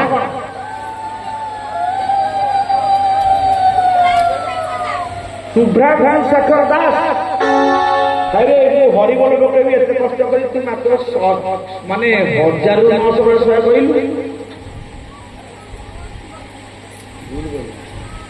ଭୁଲ କହିଲୁ ଏ ବନମାଳ ହେଇଗଲେ ଆଉ ଥରେ ହିସାବ କରି ସଜୁ କହିବ ବୋଲି ଆନନ୍ଦ ଭଗବାନ କି ଜୟ 100 ରହିଲା ନାଇଁ ତୁ ଠିକ କହି ହେଇ ତୁ ଠିକ କହି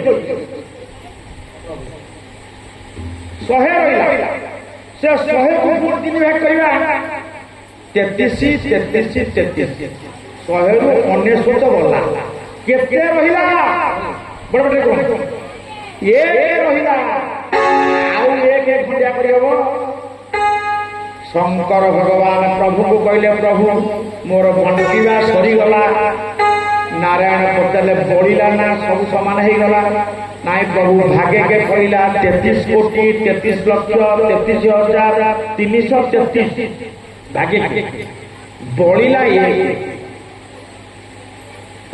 ବାଟିଲ ନାଇଁ କାହିଁକି ବାଟିଲା ବେଳାର ଗୋଟେ ଭାଗ ଅଛି ତେଣୁ କେଟାକୁ ମତେ ଦିଅ ନାରାୟଣ କହିଲେ ହେ ଶଙ୍କର ଭଗବାନ କେଟାକୁ ତୁମେ ନବ ପୁରାଜି ହେଲେ ବାଟିଲ କଣ ନେଲେ କଣ ମତେ ବତା କହିଲେ ପ୍ରଭୁ ଆ ଭିତରେ ରାମ ଚରିତ ଥିଲା ରାମ ଚରିତରୁ ରାମଙ୍କର ଚରିତ ଗୁଡା ଘରେ ବାଣ୍ଟିଦେଲି ରାମାଦିବତ ପ୍ରବର୍ତ୍ତବ୍ୟ ରାବଣାଦିବତ ଏ ରାମ ନାମଟିକୁ ଗ୍ରହଣ କଲି ବୋଲି ଆନନ୍ଦ କନ୍ଦ ଭଗବାନ କି ମନ୍ତ୍ର ଜପେ ଶଙ୍କର ଭଗବାନ ସେଇଦିନ ରାମଙ୍କ ଚରିତ୍ରକୁ ସ୍ୱର୍ଗ ମର୍ତ୍ତ୍ୟ ପାତାଳରେ ବାଣ୍ଟି ଧରିବା ପରେ ରାମ ନାମଟାକୁ ଗ୍ରହଣ କରିନେ କଣ୍ଠମ ଭିତୁଆ କଣ୍ଠ ଭିତରେ ରାମ ନାମ କୀର୍ତ୍ତନ କଲେ ଭଜରେ ମନ ନିଶିଦିନ ଗୋବିନ୍ଦ ଗୋପାଳ ନାରାୟଣ ଭଜରେ ମନ ନିଶିଦିନ ଗୋବିନ୍ଦ ଗୋପାଳ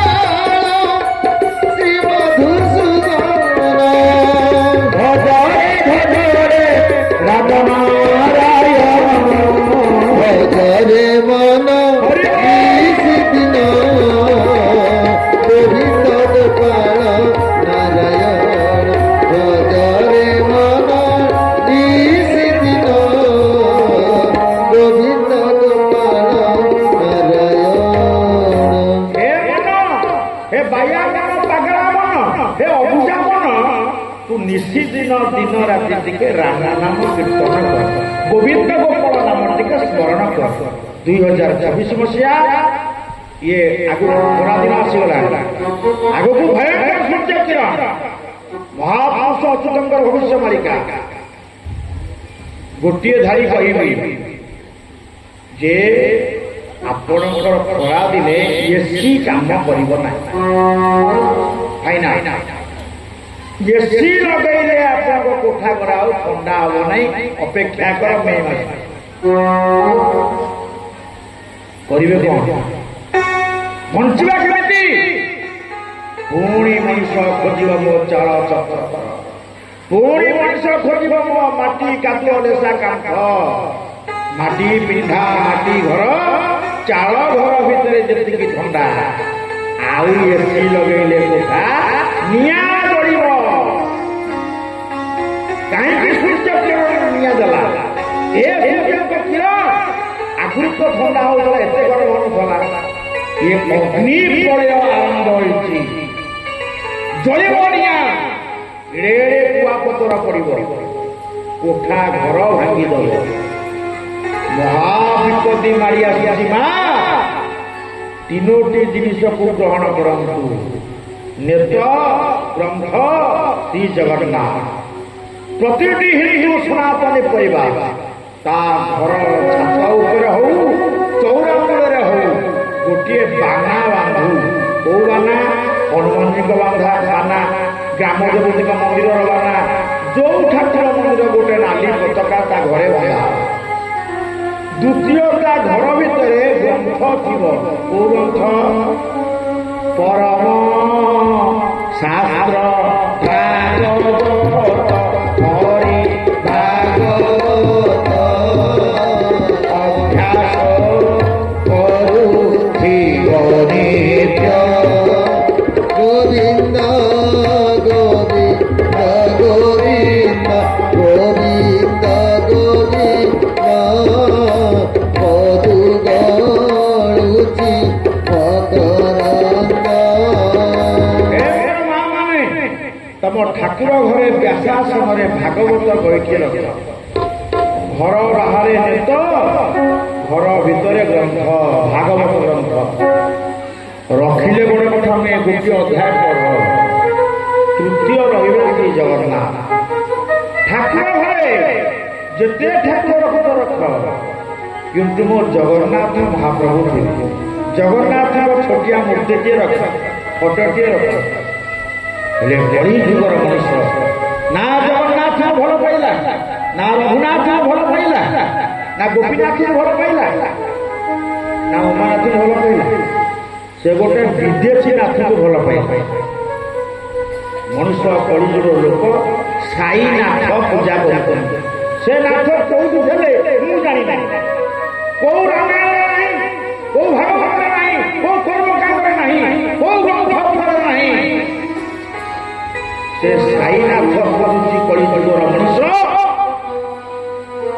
ଜଗନ୍ନାଥଙ୍କୁ ଛାଡ଼ି ଦେଇଛି। ତୁମରି ନା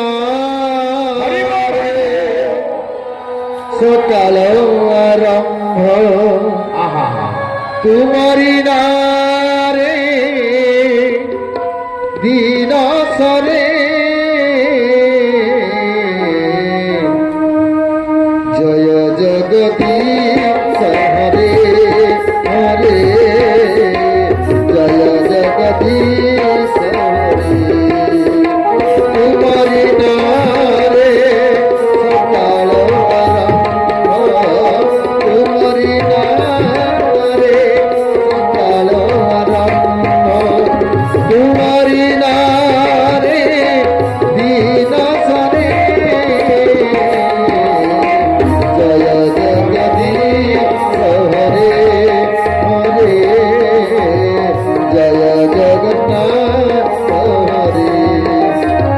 ତୁମରି ନାରେ ପଞ୍ଚ ଗଛ ଡାଳେ, ତୁମରି ନାରେ ମଲା ଗଛ ଡାଳେ, ପତର ତଳେ ବହୁଳ ଧରେ।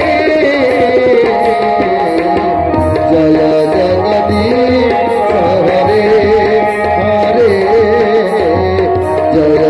জগন্নাথ হরি হরে জয় জগন্নাথ হরি बोले जगन्नाथ भगवान की জয় देव उमापति शंकर भगवान राम को प्राप्त हो गला परे जतबे कैलाश मंदिर को प्रवेश कले माँ भवानी पार्वती सभ्य शिष्य लेह पेय 36 व्यंजन परसी दे जाइले स्वामी आसन से प्रसाद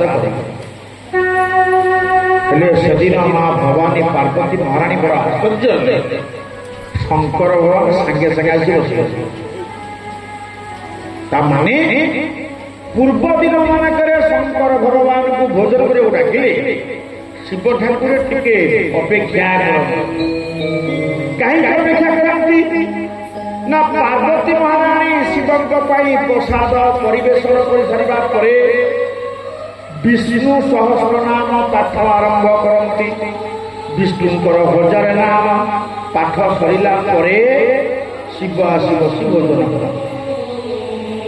हेले सेदिन शंकर भगवान चटका चली आस माँ पार्वती पचारे स्वामी आज तो मु विष्णु सहस्र नाम पढ़ा आरंभ करी ना भवानी आउ कर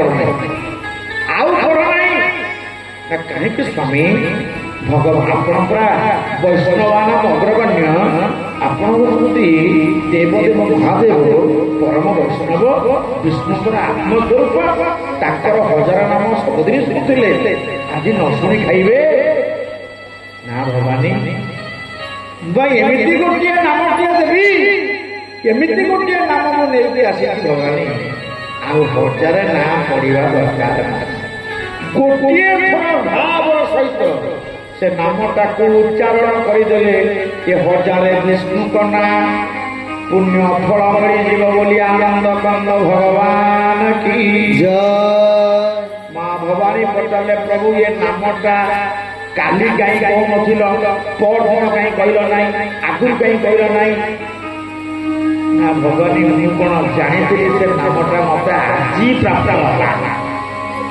किए देले ना जो विष्णुकर 1000 नाम बोलुच से विष्णु मत देले बोले प्रभु से नामटा कौन शुणव गाँव संगे श्री राम जय राम जय जय राम जय रघुनंदन जय घनश्याम श्री राम जय राम जय जय राम जय रघुनंदन जय घनश्याम राम रमेति रमेति राम रमेति रमेति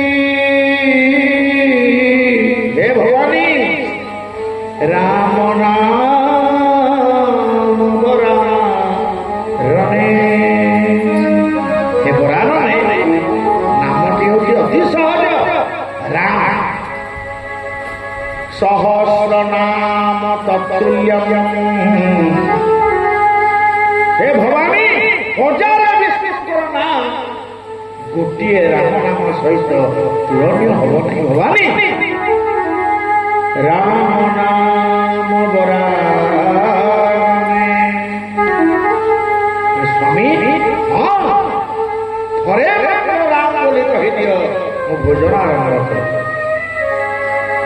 से दिन ठारू भगवान शिव ठारू राम नाम प्राप्त होई माँ भवानी स्वामी सहित राम नाम जप आरंभ कले नहीं कि उभय स्वामी एवं स्त्री यदि राम नाम कीर्तन करती से परिवार रोषे प्रसाद महाप्रसाद ही जाए बोलिए भगवान की जय नौमी भगवान मधुमासा अवधपुरी इह चरित प्रकाशा श्री राम जय राम जय जय राम जय रघुनाथ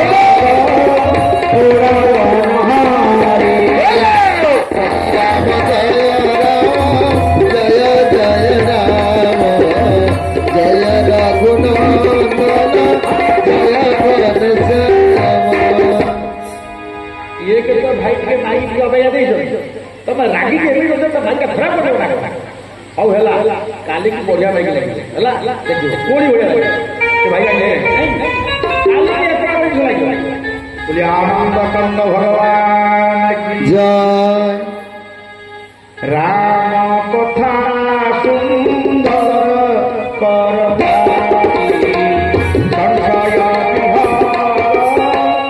উড়াব রাম জয় রাম জয় জয় রাম জয় রঘুনন্দন জয় ঘনশ্যাম রাম কথা সুন্দর করতা ভবানী କିନ୍ତୁ ରାମଙ୍କ କଥା ମୁଁ କହିବାକୁ ଯାଉଛି ଇଏ ଗୋଟେ ପରତାରି ସାଙ୍ଗେ ସମାନ କାହିଁକି ନା ସଂଶୟ ବିହଗ ଉଡ଼ାଉ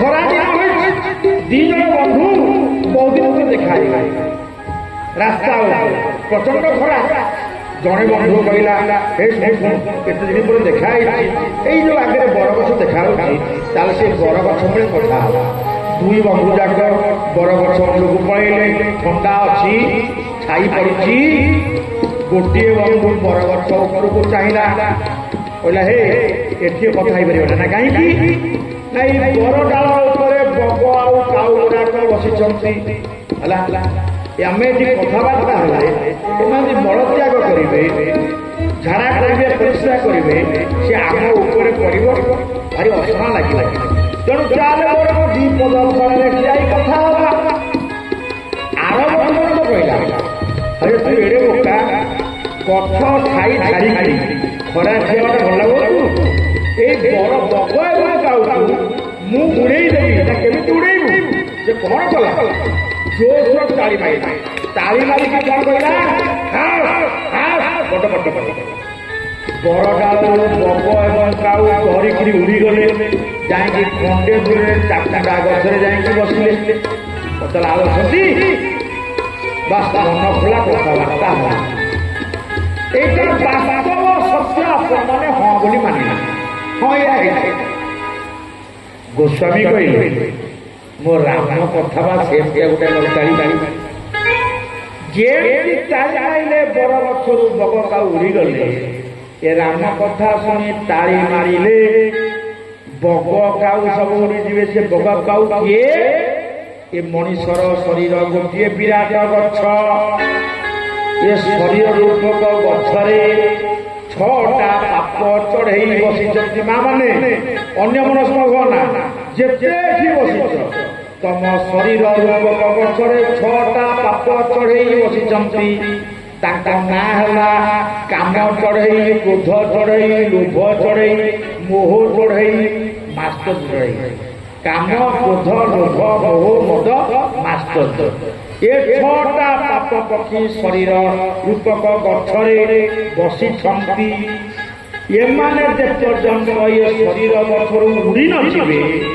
ସେ ପର୍ଯ୍ୟନ୍ତ ଶରୀରଟା ପବିତ୍ର ହେବ ନାହିଁ ରାମ କୃପା ମିଳିବ ନାହିଁ ତେଣୁ ଭବାନୀ ପ୍ରଥମେ ଶରୀର ଗଛରୁ ଚଢ଼େଇଟା ଉଡ଼େଇ ଦିଅ ତମେ କଣ ଉଡ଼େଇଲଣି ଏବେ ଉଡ଼େଇବ କେମିତି ଉଡ଼ିବ ନା ରାମ କଥା ସୁନ୍ଦର କରତାରି ସଂଶୟ ବିହଗ ଉଡ଼ାବ ବାହାରି শ্রীরাম জয় রাম জয় জয় রাম জয় রঘুনন্দন জয় ঘনশ্যাম ଶ୍ରୀରାମ ଜୟ ରାମ ଗାଇଲା ବେଳେ ଯୋଉମାନେ ବସି ଛାତି ନିକଟରେ ତାଳି ମାରିକିରି ନିଜ ଜୁହାରେ ରାମ ନାମ କୀର୍ତ୍ତନ କରିବେ ତାଙ୍କ ହୃଦୟରୁ ପାପ ଚଢ଼େଇ ବାହାରିକି ଉଡ଼ିଯିବ ବର ଗଛରୁ ଚଢ଼େଇ ଉଡ଼ିଗଲା ଚାନ୍ଦା ଗଛରେ ବସିଲା ଯୋଉମାନେ ତାଳି ମାରିକି ବଡ଼ ପାଟିରେ ରାମ ନାମ କୀର୍ତ୍ତନ କରିବେ ତାଙ୍କ ହୃଦୟରୁ ପାପ ଚଢ଼ି ଉଡ଼ି ଉଡ଼ିକି ଯିବ ବସିବ କୋଉଠି ଯୋଉ ଗଛଟା ଫାଙ୍କା ଥିବ ଯିଏ ଚେଷ୍ଟା ବସିଥିବ ତାଳି ମାରୁନଥିବ ରାମ ନାମ ନଉଥିବ ସମସ୍ତଙ୍କର ପାପ ଚଢ଼େଇ ଯାଇ ତାରି ଦେହରେ ବସିବ। ରାମାୟଣ ଶୁଣିକି ଯାଇ ଘରେ ସେ ରାଉ ରାଉ ରାବଣ ଭଳିଆ ହବ। କାହିଁକି ନା ସମସ୍ତଙ୍କ ପାପ ନେଇକି ଆସିଛି। ତେଣୁ ଆପଣମାନେ ଦୟାକରି ସମସ୍ତଙ୍କ ପାପ ଚଢ଼େଇକି ଉଡ଼େଇକି ଭରା ଏମିତି ଉଡ଼େଇବ ଯେମିତି ପାଖବାଲା ଦେହରେ ବସିବ। ହେ ପାଖବାଲା ସିଏ ଉଡ଼େଇବ ତମ ପାଖକୁ, ତମେ ରଖିବନି, ତୁମେ ଉଡ଼ିବ ତା ପାଖ। ଦେଖିବା ଉଡ଼େଇ ଉଡ଼େଇ ଗାଁରୁ ପାପ ଚଢ଼େଇ ଉଡ଼େଇ ଦେବା। ବଡ଼ ପାଟିରେ ରାମ ନାମ କୀର୍ତ୍ତନ କରି ତାଳି ମାରିବା। ହବ बोलिए राम भगवान की श्री राम जय जय राम।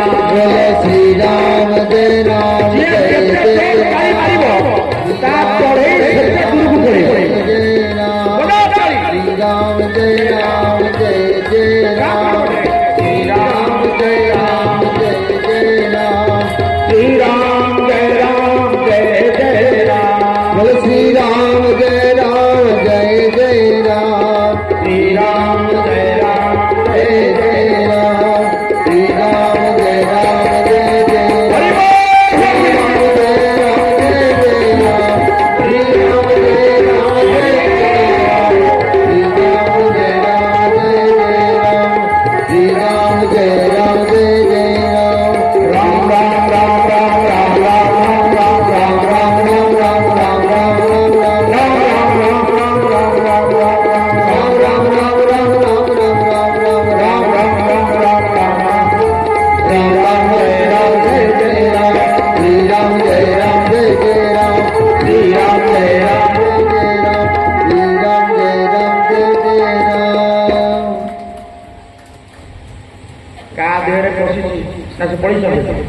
सबू पाप वर्तमान कहले भवानी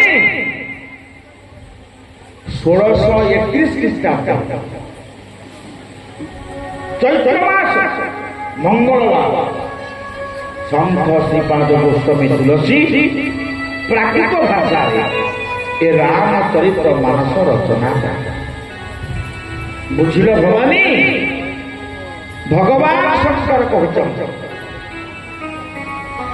जिन्हीं हरि कथा सुने नहीं गाना श्रवणर रही भवन समान। बोलो श्री राम जय राम जय जय राम। जय रघुनंदन जय घनश्यामा। बुध विश्राम कल जन रंजनी राम कथा कली भजनी।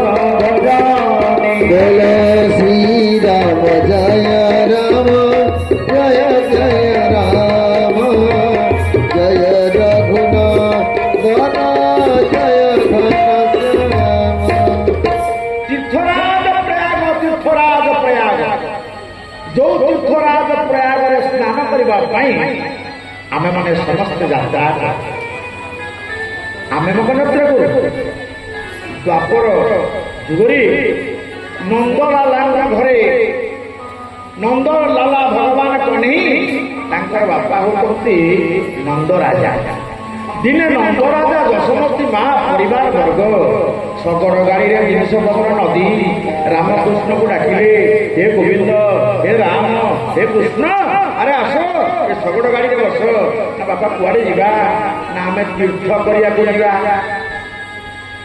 बापा को तीर्थ ना तीर्थराज प्रयाग जीवा सेटिके स्नान सारी आसिबा। आज रामकृष्ण जमुना कूଳରେ ଶଗଡ଼ ଗାଡ଼ି ଉପରେ ବସିଲେ। ଯମୁନା କୂଳେ କୂଳେ ଗାଡ଼ିଟି ରଥଟି ଯୋଉ ଶଗଡ଼ ଗାଡ଼ି ଚାଲିଲା ହଠାତ୍ କିନା ନନ୍ଦ ରାଜା ଏକ ଅଦ୍ଭୁତ ଘଟଣା ଦେଖିଲେ। ଫଳରେ ଅନେଇ ଦେଖିଲୁ ଏ ଯମୁନା ବାଲିରେ ଗୋଟେ କଳା ରଙ୍ଗର ଘୋଡ଼ା ଖାଲି କରୁଛି କ'ଣ ପାଇଁ?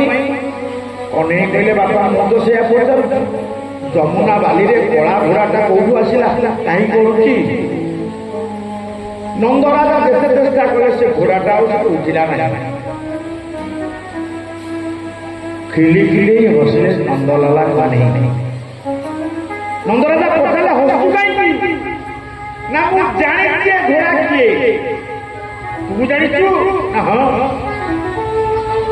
କହିଲେ କହ ଘୋଡ଼ା କିଏ ନା ବାପା ଆମେ ଯୋଉ ତୀର୍ଥକୁ ଯାଉଛେ ଗାଧେଇବା ପାଇଁ ପ୍ରୟାଗ ତୀର୍ଥ ନିଜେ ସ୍ୱୟଂ ତୀର୍ଥରାଜ ପ୍ରୟାଗ ଇଏ ଯମୁନା କୂଳରେ କରୁଛନ୍ତି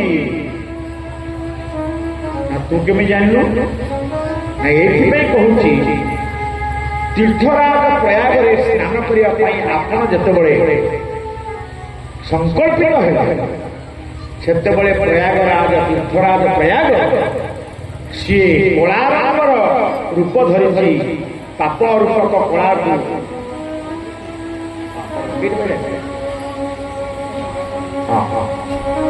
ସେ ପାପକୁ ଧୋଇଦେବା ପାଇଁ ଟିକେ ଆସିଛି ଏଠି କଣ ପାଇଁ ଆସିଛି ନା ସେ ଭାବିଛି ମୋ ପାଦ ଚିହ୍ନ ପୁରା ଯମୁନା କୂଳରେ ପଡ଼ିଛି ମୋ ପାଦ ଚିହ୍ନ ଉପରେ ପଡ଼ିଲେ ସେ ଧଳାବର୍ଣ୍ଣ ହେଇ ଚାଲି ଚାଲି ନା କାହିଁ ଧଳାବର୍ଣ୍ଣ ହଉନାହିଁ ତ ନା ମୁଁ ତାର କଳା ରଙ୍ଗର ପାପକୁ ଗ୍ରହଣ କରିନାହିଁ ଆଚ୍ଛା ତୁ ଗ୍ରହଣ କରିଦେବୁ ନା ଦେଖୁ ନା ଏତିକି କହୁ କହୁ ସେ କଳା ରଙ୍ଗର ଘୋଡ଼ାଟା ଧଳା ପାଲଟି କରି କୁଆଡ଼େ ଶୂନ୍ୟରେ ଉଭେଇଗଲା ନନ୍ଦରାଜା କହିଲେ ଆଉ ପାଇଁ ଯିବା ଯୋଉଠି ପ୍ରୟାଗରାଜ ଆସିକି ତୋ ପାଦ ଧୂଳିରେ ଗଡ଼ିକି ପାପ ମୋଚନ କରି ଦଉଛି ଆଉ କାହିଁକି ବୁଝିଲୁ କନେଇ ସକଳ ତୀର୍ଥ ତୋ ଚରଣେ ହରି ତୋ ଚରଣେ ପତ୍ରିକାରି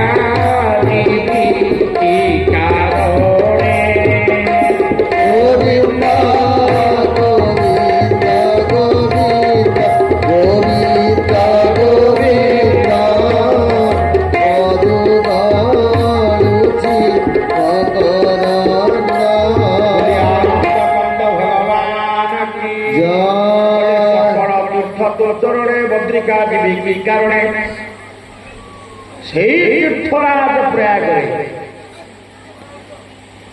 ভরদ্বাজ মহামুনি অদ্বিতীয় রাম কথা প্রবাচক রাম কথা মাসে ধরে করুଥିଲେ কুম্ভ মেলা ବହୁତ ବାବାଜୀ ସାଧୁ ସନ୍ଥ ରାମାୟଣ ଶୁଣୁଥିଲେ ମାସକ ଭିତରେ ରାମାୟଣ ସରିଗଲା ସମସ୍ତେ ନିଜ ନିଜ ଆଶ୍ରମକୁ ଯାତ୍ରା କଲେ ଭରଦ୍ୱାଜ ନିଜ ଆଶ୍ରମରେ ବସିଛନ୍ତି ସେଇ ଆଶ୍ରମ ବାଟ ଦେଇକି ଯାଜ୍ଞବଲ୍କ ମହାମୁନି ଯାଉଛନ୍ତି ଭରଦ୍ୱାଜ ଯାଜ୍ଞବଲ୍କକୁ ପ୍ରଣାମ କରିକି ଆଶ୍ରମକୁ ଡାକି ନେଲେ କହିଲେ ହେ ଯାଜ୍ଞବଲ୍କ ମହାମୁନି ନାଥ ଏକ ସଂଶୟ ବରୁ ମୋରେ କରଗତ ବେଦ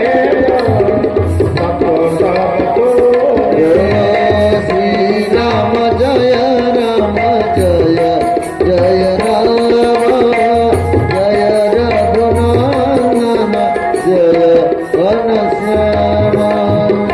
ভরদ্বাজ হଉଛନ୍ତି ବକ୍ତା ମାସେ କାଳ ରାମାୟଣ କହିଲେ ରାମ କଥା କହିଲେ ଯାଜ୍ଞବଲ୍କ ହଉଛନ୍ତି ଶ୍ରୋତା କହିଲେ ହେ ଯାଜ୍ଞବଲ୍କ ମହାମୁନି ତୁମେ ବେଦ ବେଦାନ୍ତ ଅଷ୍ଟାଦଶ ପୁରାଣ ସବୁଥିରେ ପାରଙ୍ଗତ ମୋ ମନରେ ଗୋଟାଏ ସନ୍ଦେହ ଅଛି ଦୟାକରି ଆପଣ ଟିକେ ସଂଶୟ ମୋଚନ କରିଦିଅନ୍ତୁ ଚମକି ପଡ଼ିଲେ ଯାଜ୍ଞବଲ୍କ କହିଲେ ହେ ଭରଦ୍ୱାଜ ମାସେ ଧରି ରାମ କଥା କହୁଥିଲ ତୁମ ମନରେ ପୁଣି ସଂଶୟ ନା ଆଜ୍ଞା ଆରେ କି ସଂଶୟ ନା ଯୋଉ ରାମଙ୍କ ପ୍ରବର୍ତ୍ତନ ମୁଁ ଜୀବନ ଭରି କରୁଛି ସେ ରାମଙ୍କ ଉପରେ ମୋର ସନ୍ଦେହ ଅଛି ବୋଲି ଆନନ୍ଦ କନ୍ଦ ଭଗବାନ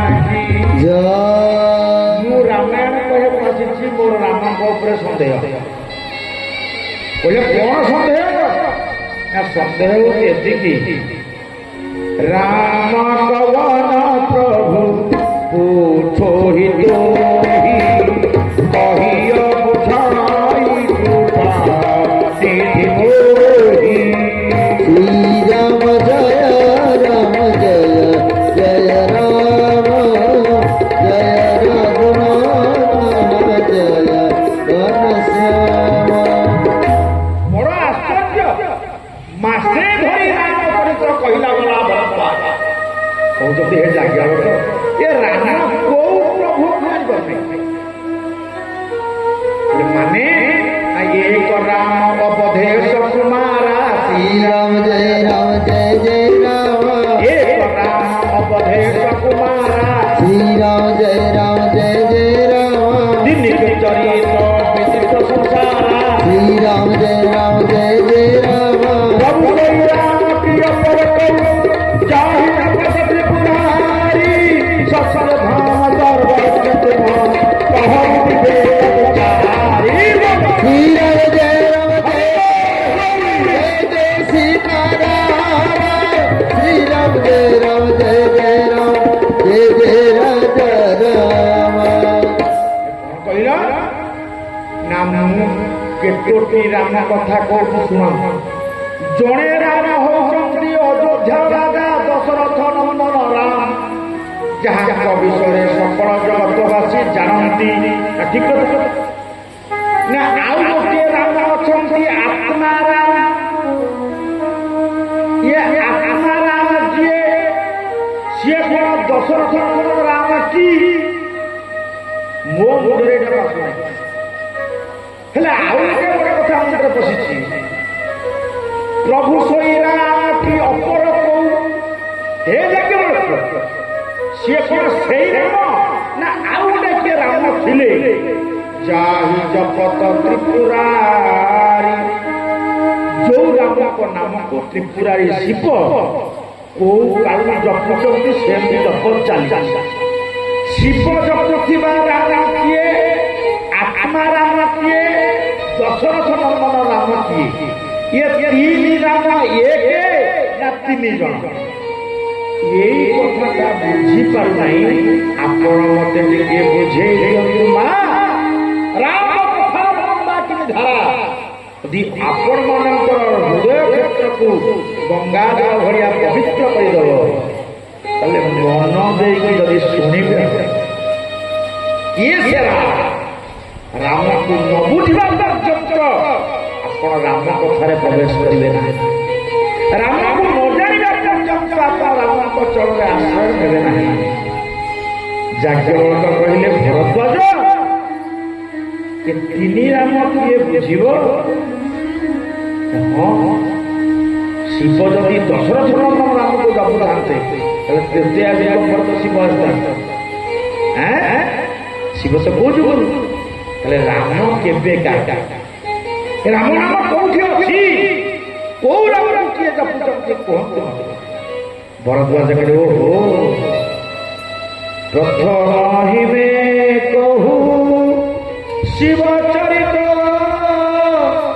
ବୁଝା ପରମ ତୁମାରି ହେ ଭରଦ୍ୱାଜ ତୁମ ମର୍ମଟାକୁ ବୁଝିବେ ମୁଁ ତୁମକୁ ଶିବ ଚରିତ କହିବି ଶୁଣିବ ଆଜ୍ଞା ମାସେ କାଳ ରାମାୟଣ ଭରଦ୍ୱାଜ କହିଲେ ଶୁଣିଲା ବୋଲା ଯାଜ୍ଞବଲ୍କ ଭରଦ୍ୱାଜଙ୍କ ସନ୍ଦେହ ରାମଙ୍କ ଉପରେ କଥା କହିଲେ ବର୍ତ୍ତମାନ ଯାଜ୍ଞବଲ୍କ ଶୁଣିଲେ ଭରଦ୍ୱାଜ ବାବା ସୋତା ଯିଏ ବକ୍ତା ସିଏ ଧନ୍ୟ ଧନ୍ୟ ପ୍ରଭୁ ବିଚିତ୍ର ଲୀଳା ବୋଲେ ଶୁଣ ଭରଦ୍ୱାଜ ଏ ବାର ଯୁଗ ମାହି ସବୁ କହେ श्री राम जय राम जय रघुनंदन जय घनश्याम एक बार त्रेता जुग माही शंभु गए कुंभ जल सुतावे श्री राम जय राम जय रघुनंदन जय घनश्याम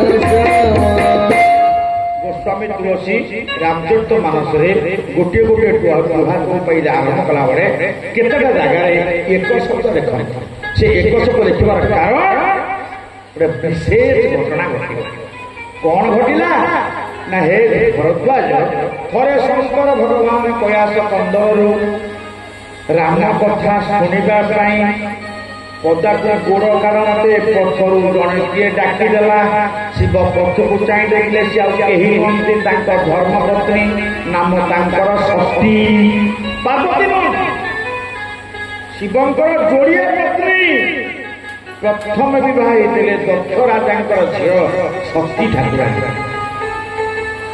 ଷଷ୍ଠୀ ଠାକୁରାଣୀ ଦକ୍ଷ ଯଜ୍ଞରେ ଦେହ ନାଶ କରିବା ପରେ ହିମାଳୟ ରାଜକୁମାରୀ ପାର୍ବତୀଙ୍କୁ ଦ୍ୱିତୀୟ ଥର ବିବାହ କଲେ ସତୀ ଯେତେବେଳେ ତାଙ୍କର ପତ୍ନୀ ଥିଲେ ସେତିକି ବେଳେ ଶଙ୍କର ଭଗବାନ ରାମାୟଣ ଶୁଣିବା ପାଇଁ ଏକ ବାର ତ୍ରେତା ଯୁଗ ନାହିଁ ଥରେ ତୃତୀୟା ଯୁଗ ହେଇଥିଲା।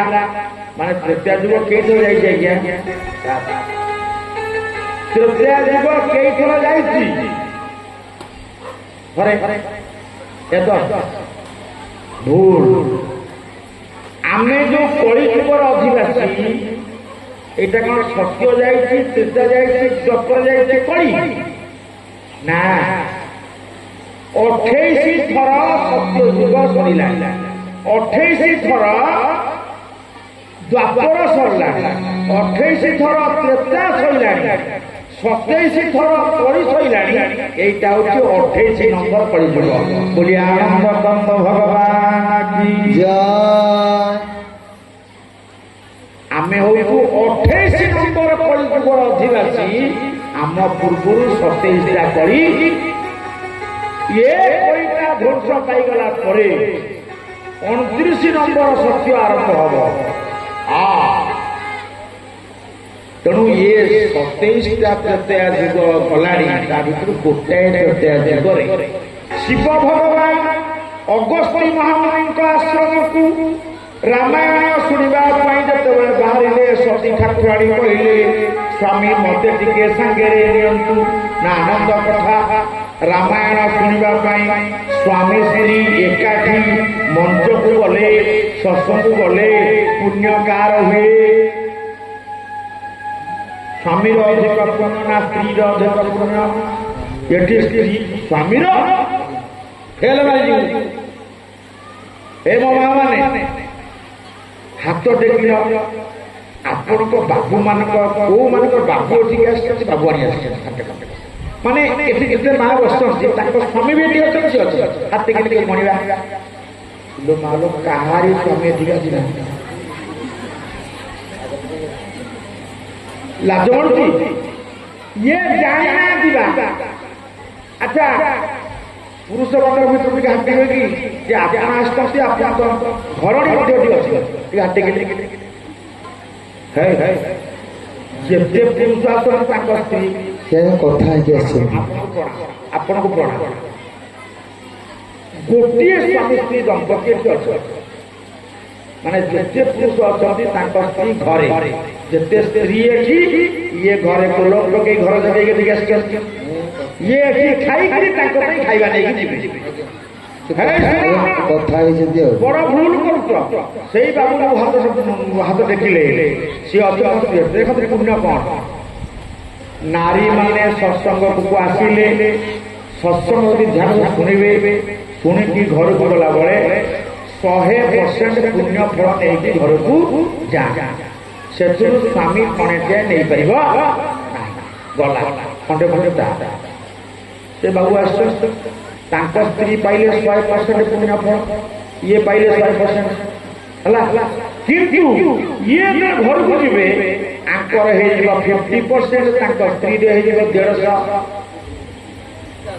ସ୍ତ୍ରୀର ଧର୍ମ ଏଇଆ, ସ୍ୱାମୀ କି ସାଙ୍ଗରେ ଧରି ବସିଲେ ସିଏ 100% ପୁଣ୍ୟ ଫଳ ପାଇବ, ତା ସ୍ୱାମୀର ପୁଣ୍ୟ ଫଳରୁ ଅଧେ ପାଇବ।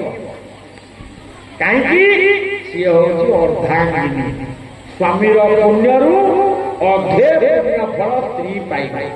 ତେଣୁ ହେ ମୋର ମା ମାନେ ଦୟାକରି କାଇଦା କରିକି, ଗେଲ କରିକି, ଶ୍ରଦ୍ଧା କରିକି, ଆଜ୍ଞା କରିକି ଆପଣଙ୍କ ସ୍ୱାମୀକି ସାଙ୍ଗରେ ନେଇକି ଆସନ୍ତୁ। ଆପଣଙ୍କ ପୁଣ୍ୟରେ 50% ପୁଣ୍ୟ ଡିପୋଜିଟ୍ ହେଲା। ଯୋଉମାନେ ରାମ ଦରବାର ଭିତରେ ବସି କଥା ଶୁଣନ୍ତି ସେମାନେ ପୁଣ୍ୟ ଫଳ ପାପକୁ ଛଡାନ୍ତି, ପାପ ଛାଡି ଦେଇ ଯାଆନ୍ତି, ପୁଣ୍ୟ ନେଇକି ଯାଆନ୍ତି। ଯୋଉମାନେ ବାରେଣ୍ଡା ଉପରେ, ଛାତ ଉପରେ, ବାଡ଼ ମୂଳେ, ଅନ୍ଧାର ଭିତରେ, ପଛପଟେ ଆ ଭିତରକୁ ଆସି ପଦାର ଶୁଣନ୍ତି, ସେମାନଙ୍କର ପାପ ମୋଚନ ହୁଏ, କିନ୍ତୁ ପୁଣ୍ୟ ପାଆନ୍ତି ନାହିଁ ବୋଲି ଆନନ୍ଦ କନ୍ଦ ଭଗବାନ କି ପାଲଟା ଫାଙ୍କା ପଡିଛି। ସିଏ ଯାଇ ବିଲ ମାଲ, ସେ ରାସ୍ତା ଉପରେ 3-4ଟା ମା ବସିଛନ୍ତି। ମୁଁ ତ ଏଠୁ ଦେଖୁଛି, ସିଏ ଭାବୁଛନ୍ତି ଆମକୁ ଦେଖୁନାହାନ୍ତି। যদি পাপ মোচন କରି পুণ্য নেই ঘরକୁ ଯିବ ସେ ରାସ୍ତା ଉପରେ ମାଆକୁ ହାତ ଯୋଡୁଛି ଦୟାକରି ଏଇ ବାଟେ ଆସି ପହଞ୍ଚାଏ ଗୋବିନ୍ଦ ଜୟ ଜୟ ଗୋପାଳ ଜୟ ଜୟ गोविंद जय जय गोपाल जय जय রাধা রমণ হরি গোবিন্দ জয় জয় राधा रमन हरि गोविंद जय जय সীতারাম সীতারাম সীতারাম কহিয়ে सीताराम सीताराम सीताराम कहिए राधा सीताराम सीताराम सीताराम कहिए ଦେଖିଲ ମୋ ମା ମାନେ ସମସ୍ତେ ରାସ୍ତା ଉପରେ ପଳେଇ ଆଇଲେ ଆଉ ଦୁଇ ତିନି ଜଣ କିଏ ଆଇଲେ ନାହିଁ ଇଲୋ ସେ କାହିଁ ଆସିନା ବୋଧେ ଗୋସ୍ୱାମୀ ତାଙ୍କ ପାଇଁ ଲେଖିଥିଲେ କଣ ଲେଖିଲେ ଏଇଟା ଆରେ ନିକଟକୁ କିଏ ଆସିବ ନାହିଁ ଭୂତ ପିଶାଚ रानी कट नहीं ଆସିବେ ନାହିଁ महावीर नाम सुनाए ଏ ରାସ୍ତା ଉପରେ ସତ ମାନେ ଆପଣଙ୍କ ଭୂତ ନୁହନ୍ତି ପିଶାଚ ନୁହନ୍ତି ଗୋସ୍ୱାମୀ କହିଲେ ନିକଟକୁ ଯିଏ ଆସିବେ ଉଠି ପଳେଇ ଆଇଲେ ସେ ଆସିଲେ ନାହିଁ ସେ କାଲିକି ଆସିବେ ହଉ ହଉ କାଲିକି ତୁମେ ଏଠିକି ଆସିବ ସେଠି କାଲି ବସିବେ ପ୍ରିୟାନନ୍ଦ କନ୍ଦ ଭଗବାନ କି ଜୟ ତେଣୁ ସ୍ୱାମୀ ସ୍ତ୍ରୀ ଉଭୟ କଥା ଶୁଣିବା ଦରକାର ତେଣୁ ଶିବ ତ ସତୀକୁ ଧରି ଖାଇ ନେଇଗଲା କି କଣ ବାଣିକି ନିଶାନ ଦେଲା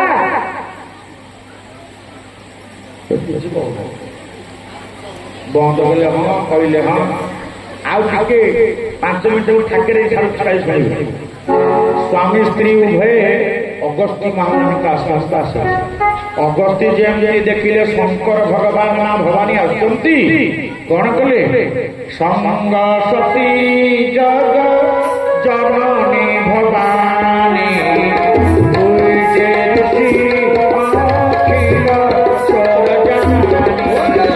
श्री राम जय राम जय जय राम जय रघुनंदन जय घनश्याम ଅଗସ୍ତ୍ୟ ମହାମୁନି ଯାଇ ଶଙ୍କର ଭଗବାନଙ୍କୁ ବନ୍ଦାପନା କରି ଆଳତୀ କଲେ ସତୀ ଦେଖିଦେଲେ ବାବାଜୀ ଜଣେ କିଏ ବକେଟନାକୁ ଗେଟମ୍ ବାବାଜୀ ମୋ ସ୍ୱାମୀକି ବଢିଆ ପୂଜାପୂଜି କରୁଛନ୍ତି ଅଖିଳ ବ୍ରହ୍ମାଣ୍ଡର ପତି ଭଗବାନ ଶଙ୍କରଙ୍କୁ ପୂଜା କରୁଛନ୍ତି ଅଗସ୍ତ୍ୟ ମହାମୁନି କହିଲେ ପ୍ରଭୁ ଆସନ୍ତୁ ମୋ ଆଶ୍ରମ ଭଗବାନ ଶଙ୍କର ଆଉ ପାର୍ବ ସତୀ ଠାକୁରାଣୀ ଅଗସ୍ତ୍ୟ ମୁନିଙ୍କ ଆଶ୍ରମରେ ବସିଲେ ଶିବ କହିଲେ ହେ ମୁନିବର ଆପଣ ହଉଛନ୍ତି ରାମ କଥାର ଅଦ୍ୱିତୀୟ ବକ୍ତା ମୁଁ ହଉଛି ଶ୍ରୋତା ମୁଁ ତଳେ ବସିଛି ଆପଣ ଟିକେ କଥା ଦେଖନ୍ତୁ ରାମ କଥା ଯୋଉ ଦରବାରରେ ହୁଏ ଆପଣ ଯୋଉଠି ତଳେ ବସିଛନ୍ତି ଆଜ୍ଞା ସୂକ୍ଷ୍ମ ରୂପରେ ଭଗବାନ ଶଙ୍କର ମା ପାର୍ବତୀ ଆପଣୀ ମାନଙ୍କ ମଧ୍ୟରେ ତଳେ ବସିକି ରାମ କଥା ଶୁଣୁଛନ୍ତି ଏହା ଚରମ ସତ୍ୟ ଶିବ ପାର୍ବତୀ ଏଇଠି ତଳେ ବସି କଥା ଶୁଣୁଛନ୍ତି ଶିବ ପାର୍ବତୀ ଉଚ୍ଚ ଆସନରେ ବସି କଥା ଶୁଣିବେ ନାହିଁ ଆଉ ଆପଣମାନଙ୍କ ମଞ୍ଚ ପଛରେ ଜଣେ ସୂକ୍ଷ୍ମ ରୂପରେ ଠିଆ ହେଇଛନ୍ତି ସେ କି ଜାଣିଛନ୍ତି ବୋଲ ବୀର ବଜରଙ୍ଗବାଲି ହନୁମନ୍ତ ମହାରାଜ କି ଯତ୍ର ଯତ୍ର ରଘୁନାଥ କୀର୍ତ୍ତନ ତତ୍ର ତତ୍ର କୃତ ମସ୍ତକାଞ୍ଜଳି ବାଷ୍ପ ବାରି ପରିପୂର୍ଣ୍ଣ ଲୋଚନ ମାରୁତି ନମନ୍ତ ରାକ୍ଷସ ଅନ୍ତକନ ଯୋଉ ଜାଗାରେ ରାମାୟଣ ହୁଏ ଯୋଉ ଜାଗାରେ ରାମକଥା ହୁଏ ଆଖିରୁ ଧାର ଧାର ଲୁହ ଗଡ଼େଇ ଦେଇ ବୀର ବଜରଙ୍ଗବଲି ହନୁମାନ ମହାରାଜ ଏମିତି ନତମସ୍ତକ କହି ଶ୍ରୋତାମାନଙ୍କ ପଛରେ ଏକୁଟିଆ ସୂକ୍ଷ୍ମ ରୂପରେ ରାମାୟଣ ଶ୍ରବଣ କରନ୍ତି ଆଜି ବି କଳିଯୁଗରେ ଏହି ମୁହୂର୍ତ୍ତରେ ରାମାୟଣ ଆରମ୍ଭ ହେବା 9 ଦିନ ଧରି ହନୁମାନ ତୁମ ଗାଁରେ ରାମାୟଣ ଶୁଣିବା ପାଇଁ ଅଛନ୍ତି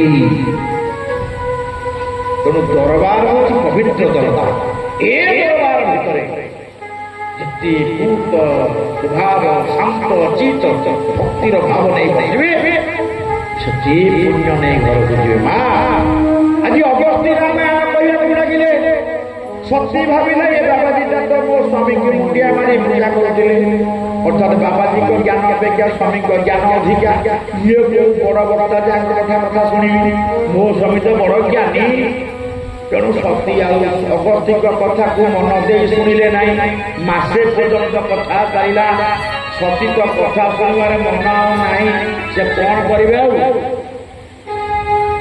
ଅନ୍ୟ ମନୁଷ୍ୟ ବୁଲିଲେ ଖାଇଲେ ପିଲେ ଶୋଇଲେ କୋଉ ସ୍ୱାମୀ ଗଲେ ଘରକୁ ଯିବି ଆଉ। ଗୋଟେ ଜାଗାରେ ରାମାୟଣ ଯାଇଥିଲି, ହୁଜୁର ବନବାଳି ପ୍ରଚୁର ଲୋକ ବସିଥିଲେ। ଏ କଳା ଦରି ପାଲ ପଡ଼ିଥିଲା, କଳା ଦରି ନୂଆ କିଣିକି। ସେ କର୍ମାକର୍ତ୍ତା କହିଲେ, ଆଜ୍ଞା 5 ଖଣ୍ଡ ପାଲ ଆମେ ନୂଆ ଦରି କିଣିଛୁ, ଜରି ପାଲ ଆମ ଭକ୍ତମାନେ ବସିବେ, ଅନ୍ୟ ଗୁଡ଼ା ବୈଠା ବୈଠା ହେଇଛି ନୂଆ କିଣି ନେଇଛୁ ଆଉ। ବୋଲେ ଭଲ ପୁରା ଫୁଲ। ପ୍ରବଚନ ସରିଲା, ଦେଖିଲାକୁ ପଛରୁ 3 ଖଣ୍ଡ ପାଲ ଏଡ଼େ କଣା ହେଇଯାଇଛି। କଣା ହେଇଛି କଣ ଆଜ୍ଞା ଦେଖିଲେ ନୂଆ ଦରିଗୁଡ଼ା କଣା ହେଇଯାଇଛି। କଣା କିଏ କଲା ମୁଁ ଜାଣିପାରୁନା।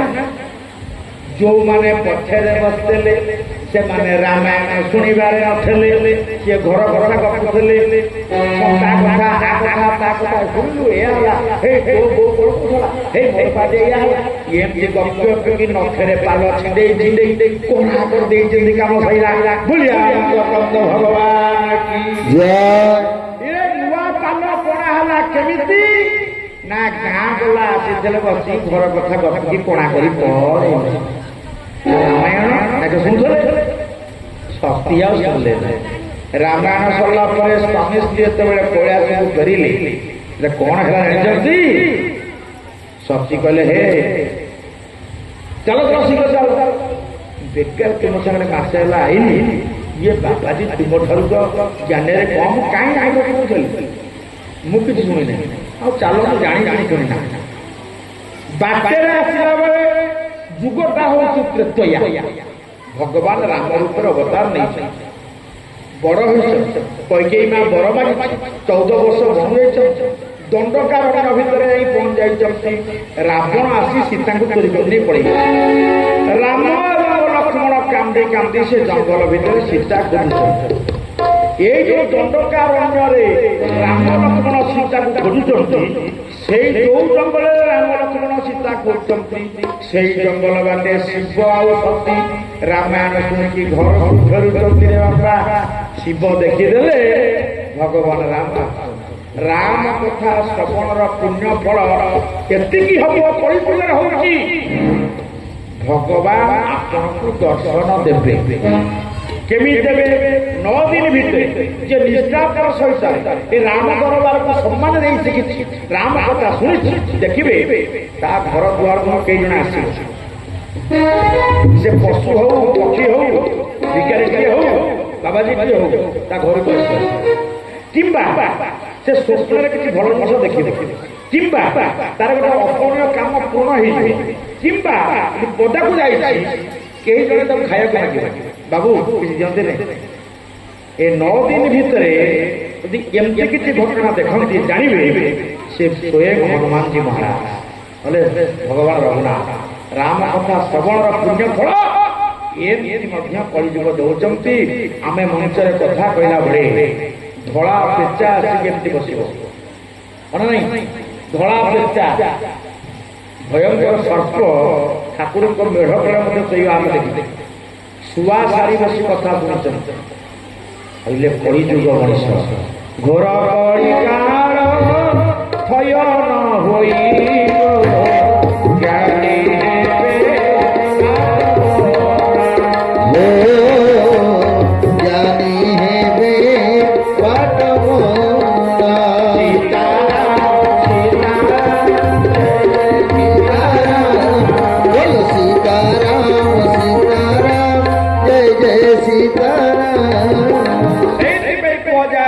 କହିଲେ ଭାଗବତ ଦୋଷ ନହିଲା ମୋର ଚିତ୍ତ, କିନ୍ତୁ ମୋର ଅଖଣ୍ଡ ଆଶା ଆଉ ଭରସା।